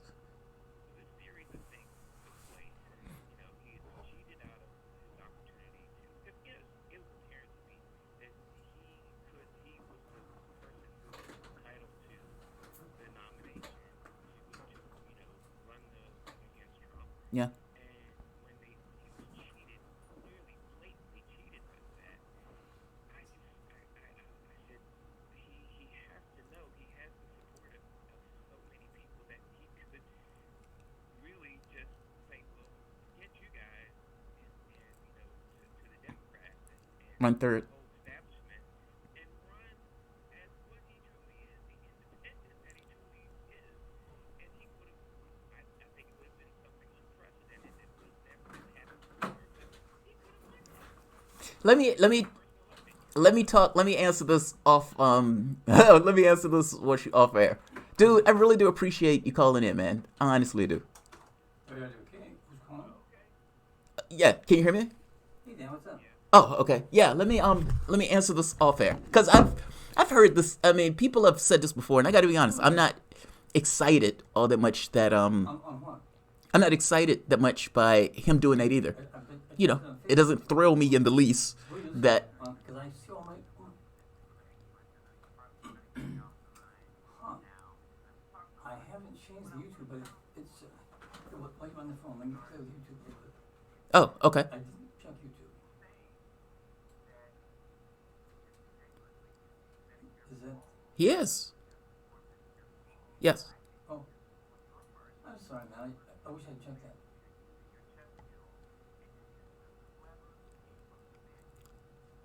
Oh, yeah. I checked You think I'm just hitting Yang. You think I'm hitting Yang with a straw man. Oh, no, it's coming out in the air. And it's streaming well. It's got that. But I can't tell. Okay, that's good. So you can hear it now better? Disingenuousness. I'm on YouTube. You mean on his YouTube you can't hear it? Okay. Can you turn your volume up on YouTube? No, Give me on yours. It's probably this. No, Dan's on the phone. It says it's too low. And I don't Can we know turn if this? you really want to hang in there. Yeah. Why did you stand up for what you had? It's on here. But I listened to Yang, and I several occasions. I don't know if you heard him. How much of what he says have listened to or go out and seek out because you don't want to support him. You don't want to support. You don't want him in Bernie's way. So I think you're using a tactic, a very shrewd tactic, in a clever game of semantics to attack him, to get rid of your foe. Okay, getting rid of your foe by saying he's saying yes, he is using Medicare for all, and that's a tactical error on his part, These I'm not because sure I if you think can. what he's trying to say is, I agree with Yeah, you should go to Bernie's the home. You should go intent speak that to him. everybody should have access to Medicare, and instead of saying second. that many words, Dan's on. I'm we gonna have put him on something at the same time. but this is Is how that I work for you? want to do it. And he hasn't really put that plan out yet, Yeah, I let's don't do think. it. Ask him to hold it for 1 second. But he keeps saying, yes, I'm for Medicare for all. You keep folks, hitting it's him a little because, newfangled no, idea you're from not. the future You yet. just said you're not for Right. Medicare What for he all wants to the do bill. is let So Scott why do go you on keep saying you're for and Medicare finishes. for I'll all? put you on. Because he Is that wants good for you? everyone to have a Meanwhile, public, I guess you're just gonna hear studio but on. the public should have access to health insurance. He has Thanks said for that. letting me know. They should have access to health insurance. Okay. He tries to get that point across by saying so quickly and easily, we're going to do a Medicare for all, but he has to come out with his Yang plan. Okay, just so we're clear, when Yang, well, a few points. Medicare for All is a bill, right? Yeah. And Medicare for All is a bill that's in Congress, written by Sanders, and there's a House version by Jayapal. Yeah. All right. In addition to that being a bill, from the standpoint of a designation, meaning if God himself was looking at things to try to kind of figure out what one thing is or something else is, it would designate and say, this is Medicare for All. This is what it's been called. Yang comes behind it and says he's naming whatever he's coming up with, which sounds like a public option, as Medicare for All. It's not single payer, right? Yang himself said he's not for single payer.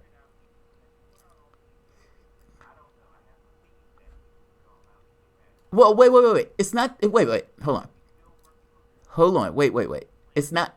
It's not the details of the plan. Yang was in an interview, and the interviewer asked him outright, and Yang said no. And he even goes so far as to say we had an argument in our campaign about this because I would imagine somebody in his place was just like me saying, "Wait a minute, you're being disingenuous. You're not even for single payer, and you're trying to tell people you're for Medicare for all." Now think about it for the moment. Yes.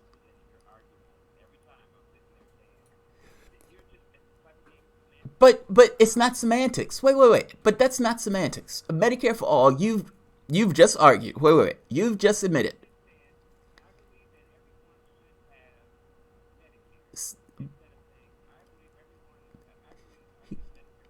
If he was being honest, he would have named it something else. That's my point. Well, he's calling it Medicare for all, and that's not true at all. I guess that's my point. But he's talked about it. I mean, that's what you're acting as if the person who's head of the campaign, meaning Yang, when he is asked and he's confronted on it, owns up that he's not for single payer and that he's using it because he's trying to get people to think that it's something else. I don't understand why you're acting as if he's anything but a politician. He is being massively disingenuous. And that's, by the way, that's not semantics. There's a difference between somebody supporting Medicare for all that has all the benefits associated with Medicare for all, which are real things. A person having Medicare with dental and not having fees and everything else, those are real benefits that come from Medicare for all. Yang is not for that. So it's not semantics. There are real world phenomena associated with the various plans that the candidates are supporting. I don't understand why that's untrue. Yang himself has said he's not for those things.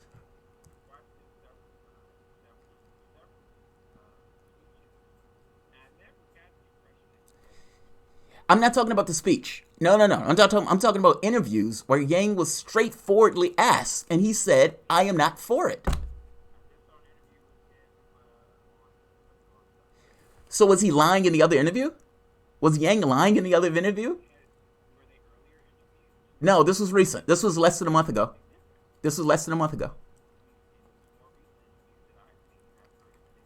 So he's flip-flopping. He is flip-flopping. He's flip-flopping.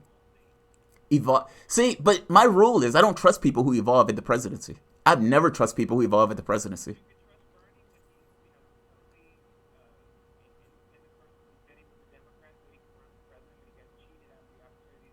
Yes.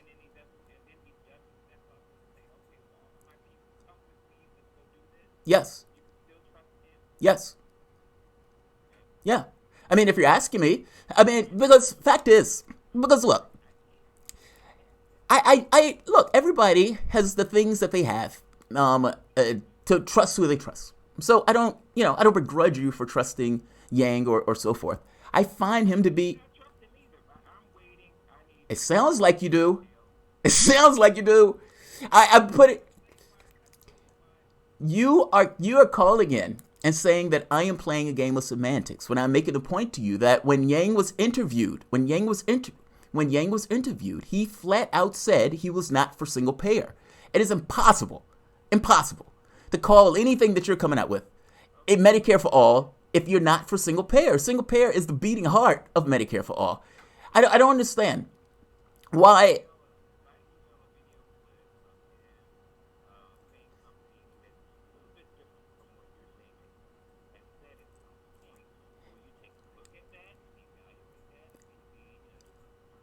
So let me ask you this. Is he lying in the other interview?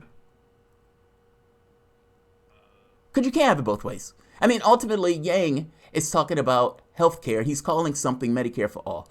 And when asked about it, he specifically, and this was not like a year ago, this was like a month ago. Like, you're telling me that he evolved in a month? And by the way, even if it was back then, say you're back a month ago, Yang had put out a campaign video saying he was Medicare for all. When asked by CNN, he said he was not. Like, I don't understand. How are you saying that I am making a semantic argument on this?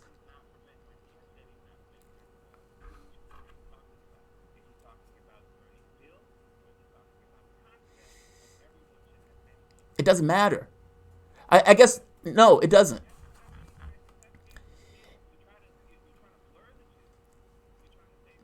Dude, let me ask you this. If Yang is not for single payer, then he shouldn't say he's for Medicare for all.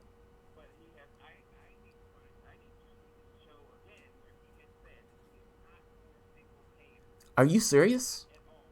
Are you serious? So when he's done, wait. So when Yang, Uncle brother. So when Yang is on CNN, and I've shown this video multiple times, and he is being asked by a reporter, and she is deboning him. He is being flagrantly dishonest. And you're telling me I'm playing a game of semantics. It's not, look, what's semantics? What you're doing right now. The reality of it is that even if I say single payer, Pete's plan has Medicare for all at some point as a vision. Tulsi Gabbard's plan has Medicare for all at some point as a vision. All of these plans have Medicare for all at some point as a vision, meaning they want everybody covered. But they're using that term, Medicare for all, to intentionally be disingenuous. Otherwise, he wouldn't say that. He would call it something else. And my issue wouldn't have been, I would have no issue with Yang if he called his plan something else. Zero.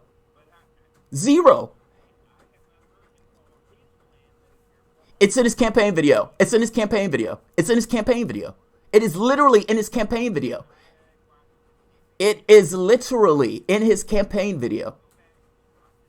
Go back and watch it again. His campaign video literally has and passed Medicare for all in the campaign video itself. I've shown this. I don't understand why you give him such credibility in this case. By your words, he's evolving in the presidency within a month.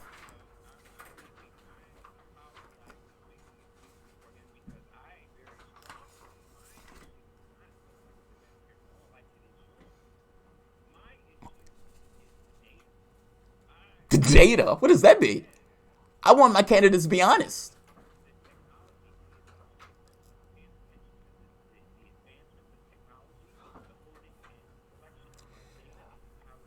Uncle brother, I don't have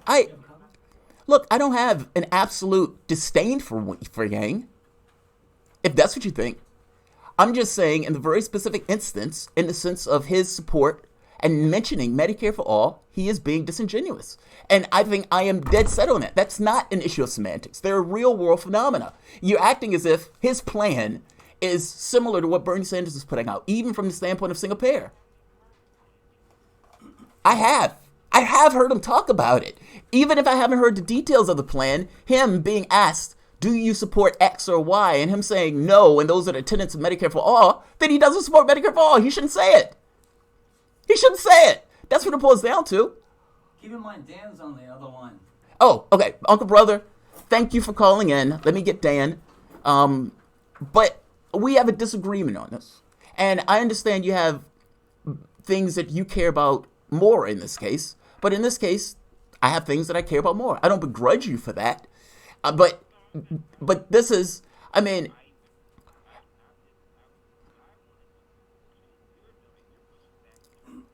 yes.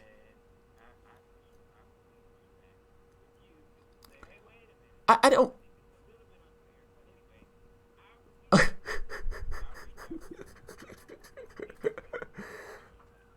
Okay.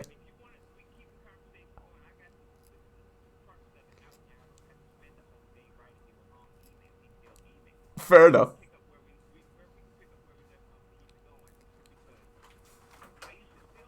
Wait for your intro. I'll put you on now. Okay. Fair enough. Fair enough. I would. Okay. Fair enough. Thanks, man. I appreciate your call in. And now we have. Dan? What's going on, Dan? Can you hear me okay? Oh. You can barely hear me? How about now? Any better? He's on YouTube. I've been doing okay. How's it going? What do you want to talk about today? I want to talk about a few things, but the biggest stuff I wanted to talk to you about was, I'm not sure if you were watching the testimony today. No, I haven't seen it yet. What's going on with it? Bro, there's so many bombshells. Uh-oh. Give me a snapshot of the bombshells. We only have a few minutes. So first thing, Alex Vindman, he's one of the two first people testifying today. Also, there was a Miss Williams. I guess these two people were on the phone call at the same time. Wow. Wow. But they released the. I mean, my thing is they release the audio. I mean, at the point where they release the documents of what they're going to talk about, this becomes like it's like people giving their opinion of what Trump was saying when you could read it for yourself. Or am I missing something on that? No. So, okay, real quick, somebody asked them if they AJC, if they could testify to the veracity So, of that transcript, and they both I can't put you on hold yet because transcript one system. was You'll hear the accurate. studio noises, Everybody that and as soon as and these were you'll hear the these show, were like as soon star as witnesses they talk, for the Democratic Party. So as soon as Dan they gets some of they this just point, shot that I'll put down. you on, okay? They didn't qualify that at all. They just said Thanks for your well, patience, man. You're gonna hear studio yeah, noises. if the You'll transcript hear is some accurate, through they the both headset. emphatically said yes. So wait. Just so I'm clear, they released the transcript, and you have various members come out just to say, yes, this is the transcript is accurate. There was, I think, at least three. I can't remember the name of the third person off the top of my head right now. Uh-huh. I've listened to this thing all day at work today. But the two that are testifying today, Vindman and Williams, they both were asked directly if the transcript was accurate, and they said yes. Both of them emphatically said yes. How does that not? Go ahead. Alex Vindman perjured himself at least once today. Let me tell you how. One of the Republican congressmen asked Vindman, it might have been Jim Jordan, asked Vindman if he knew who the whistleblower was, and he said no. But later, Jordan was trying to pin down who all was communicated with about the phone call. But wait. What's his name is lying about that though? I mean, because his office, Schiff's office, was working with the whistleblower. Even the Washington Post flagged that, saying Schiff is lying. He gave him like 3 Pinocchios or something. So Schiff could lie, but he's not under oath. This guy Vindman is under oath.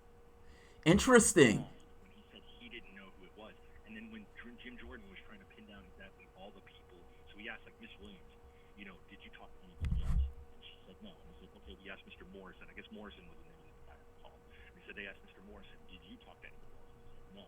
And then they said, okay, Vindman, did you talk to anybody else? And that's when Schiff shut down the questioning and said, hey Jim Jordan, you're trying to get to the identity and expose the identity of the whistleblower, and we're not gonna roll with that. He shut down twice.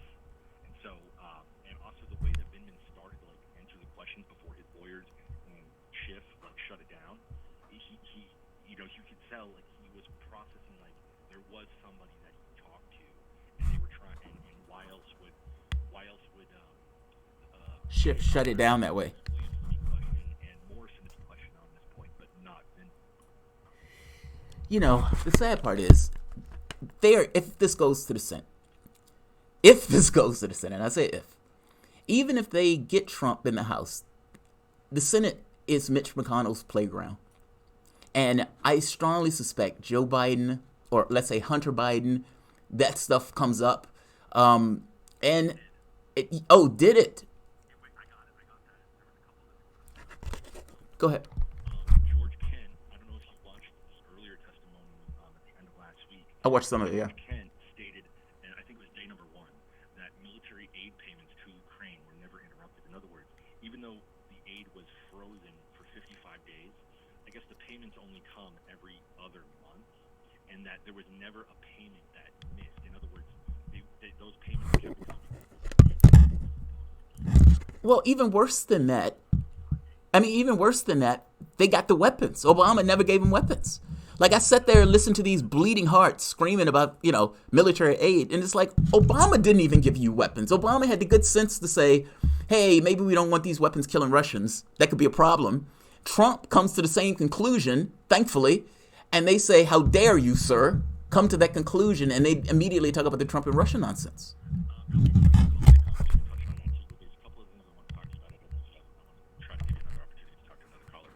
Go ahead. 2 minutes.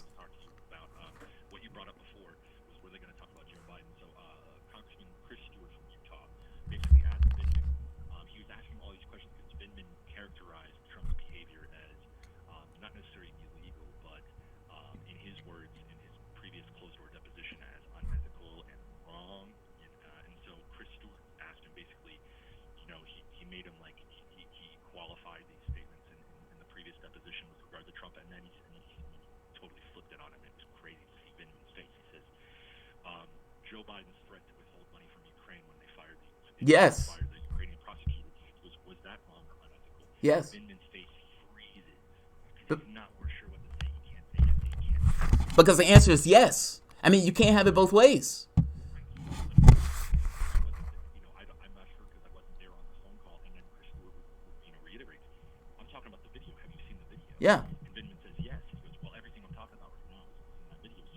So based upon what you watched in that video, would you refer to Biden's behavior in that video, would you refer to it as wrong or unethical? And he just has another brain fart in his face where he's not sure what to say. The answer has to be yes. I mean, you can't have it both ways. Like, you can't say we shouldn't withhold payments based on some kind of political want. And then you say, well, what about when Joe Biden was doing it? And you say, well, that's different.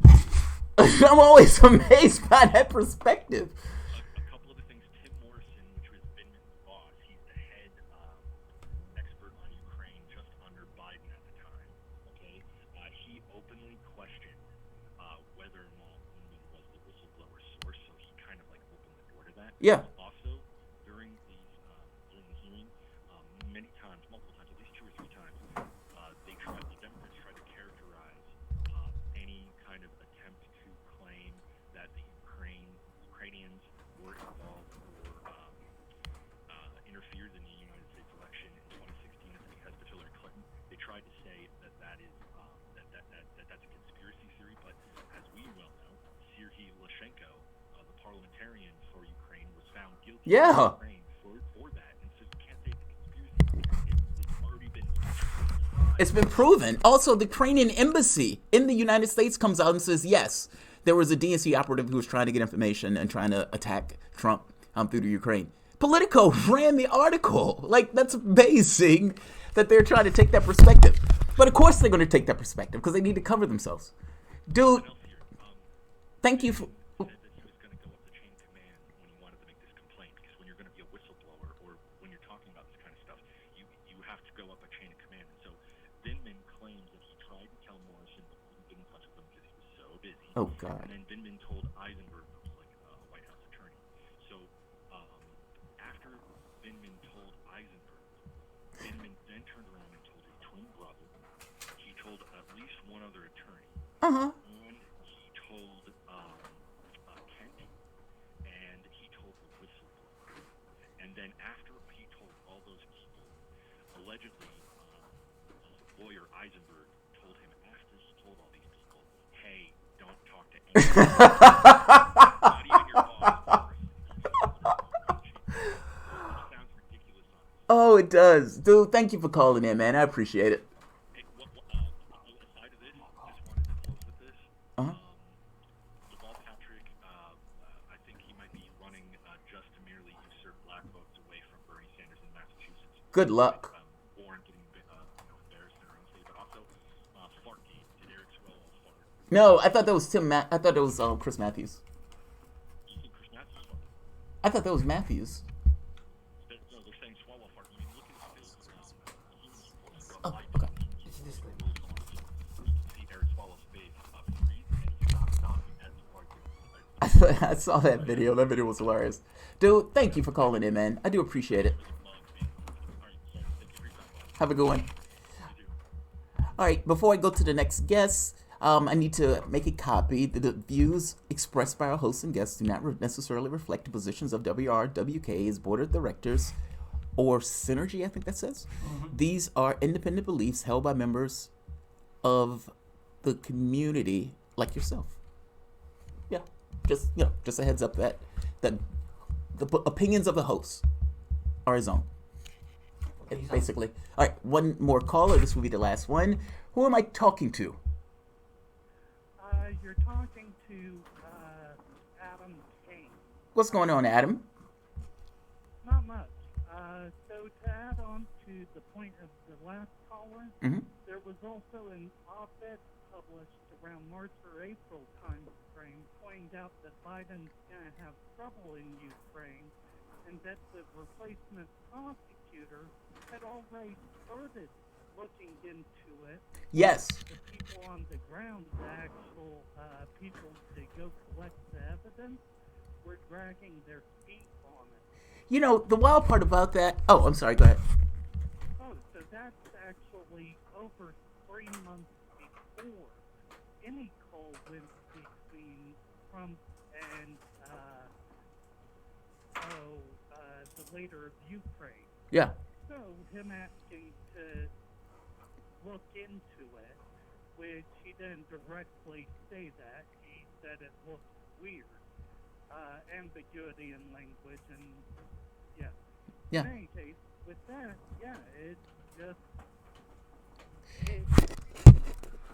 Weird is an understatement. Well, the weird is an understatement. I mean, you know, I was watching, I've been reporting on the stuff that was taking place from the standpoint of Biden and the Ukraine. And it is bizarre because the media pretends as if there's nothing to see here, folks. And any mention of this, and it's like any rational human being, most rational human beings that aren't Democrats, when you tell them, look, he had a son that was a crackhead, and that son ends up getting a job after being drummed out of the military, making $50,000 to $80,000 a month. And his dad just so happened to be the vice president, and he's working at a company where he knows nothing about oil and nothing about the Ukraine. Most people would say, why and how did he get that job? And certainly Joe Biden knows that's a massive conflict of interest. You know what I mean? Like, most people look at that and find that to be a certain degree of corruption. And you can look back in Biden's history where you see this type of thing repeating itself. I mean, when Joe Biden's, his kid was working for a credit card company while Biden was also in office pushing for legislation in order to get people so they couldn't necessarily discharge their bankruptcies. You know, the moment that Biden gets the legislation through, he gets another job. Like, this looks gross. This looks gross. And media is acting like, yeah, there's nothing to see here, folks. Nothing to see here. How can you, how is a rational human being looks at this and says nothing to see? the conflict of interest rules Yeah. are very clear, and this just reeks of nepotism Yes. and conflict of interest. And by the way, Another thing they don't focus on is he got equity in the China deal. yes. That equity was worth millions. You know, Focus on Ukraine when the China deal literally gave him more money potentially than what he even got from the Ukraine deal. I know what you're talking about. The ABC, I think it was ABC covered that story where they were making a point that Biden and his son is getting off the plane in China. He gets all of this money from like some kind of like the Bank of China or something. It's soft corruption, right? Or get rid of soft. It's corruption. And it's not so much that I don't think Donald Trump's corrupt. And by the way, I don't even think it's proper for a president to be looking into ways to hit their opponents. I mean, just because the Democrats were trying to do that with the Ukraine doesn't necessarily mean to make it right for Trump. Make a distinction. Now, the way and reason for Trump actually doing it, I agree, those are corrupt. But looking into a political opponent has actually become a new football so that no one looks into the corruption of the system. Why? Because no one will body check their own party on that corruption. And if the other party gets in and wants to actually investigate to clean it up, then they get body checked as doing it for political reasons, even if they're legitimately trying to clean it up. I agree with you on that. You cannot fix anything in the system as far as corruption because it will always be cast by the media that you're doing it for political reasons. I agree with that. I think I've even said as much. Thank you, man. We're about to end the show, but I really appreciate you calling in. I want to thank all of my callers for calling in. Just to make a point on the last caller, he's right about that.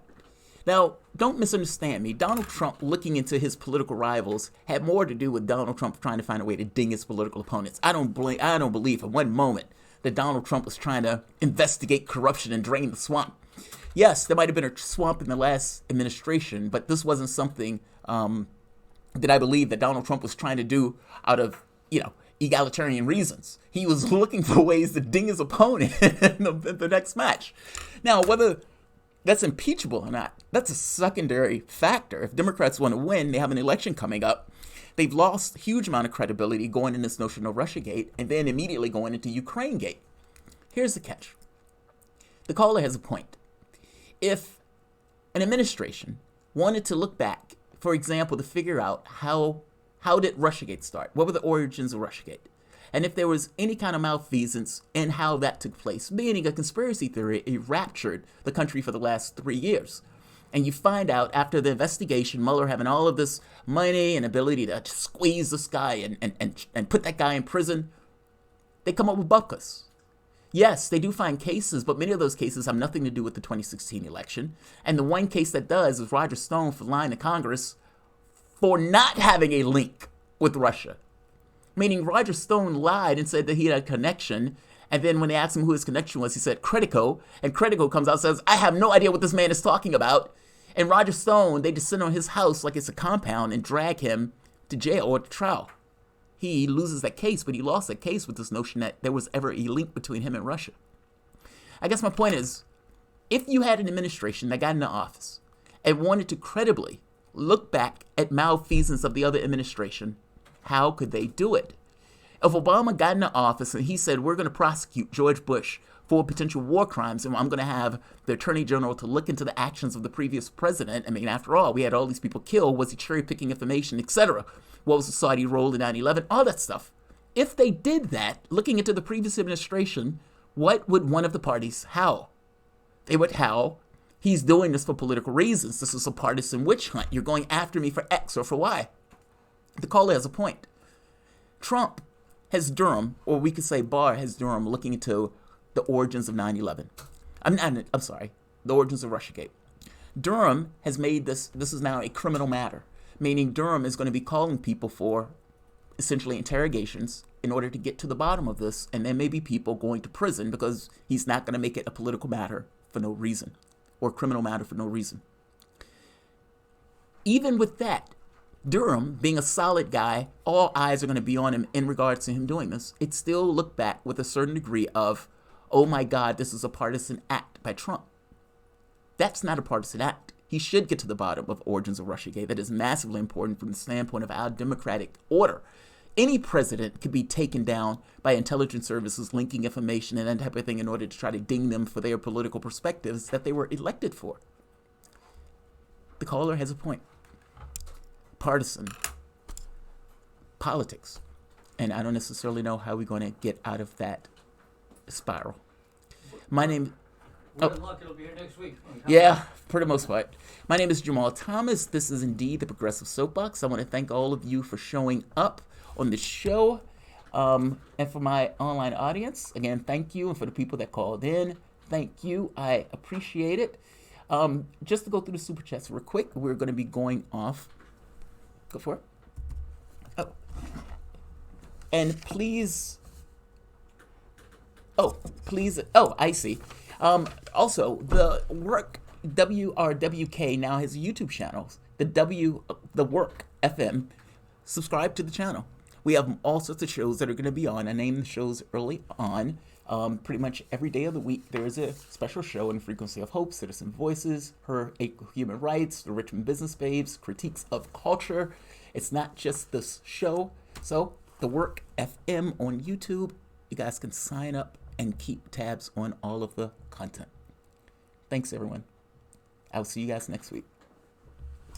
All right, and without further ado, we're back to the loop. I'm going to hear an announcement about the station. Actually, I'll give you the announcement myself. And save the time. This is the RWK LPFM. Donald Smead, thank you. FM. Pop Reality, shout out. Denise Gibson. I believe Tulsi will make it to the final stages of this contest. She's already steadily gaining. Tulsi has been strong. Rock Lee. Tell Trudy Bernie has 4 million donations, not donors. We're the Progressive Soapbox. We're not the end-all, be-all soapbox. We're the Progressive Soapbox. So here's the progress. J.J. Wang. If you can find it anywhere, it's progress. So, without further ado, here we go. All right, so let's see. Let's get to the super chats. I want to leave before I get these. Donald Smead, shout out. Thanks, man. Pop Reality, shout out. Thanks. Denise Gibson, 53. I believe Tulsi will make it to the final stages of this contest. She's steadily gaining. Tulsi, 2020. I don't know if she'll make it to the final stages. I mean, she has been gaining. She got a what is it called? Deus Machina, hand of God, from the standpoint of Hillary Clinton reaching into the race. So she was able to benefit from Clinton into the race. She needs to do something in this debate, however, because, after all, she's not going to have Hillary Clinton to kick around for every debate. Rock Lee, tell Trudy Bernie has 4 million donations, not donors. Yes, Bernie has 4 million donations, not donors. Jay Wang, bravo. Oh, thank you, Jay Wang. And Marcus Will, I can't see what that little figure is doing, Marcus. What is that thing doing? Oh, thank you, Marcus Will. I thought you were going to say something about Bernie backing Bernie backing Warren afterwards. Look, I know we can have our disagreements about Yang, and from the standpoint of a subjective supporting of Yang, fair enough. But let's just be clear. Semantics is not the same thing when there's actual substance. And when there is substance to the Medicare for All bill, and there were literal details that are associated with that bill, then it's not a semantic thing when the person doesn't even support single payer. I don't know why you trust him on this. He is a random guy who just so happened ran into politics as opposed to Sanders has been here for like 40 years. So I feel you. There may be things that you appreciate about him more than others, and I could those things are subjective. So I can't begrudge you for that. Hopefully you will come home. But nevertheless, like, share, and subscribe. Thanks, everyone. Bye-bye.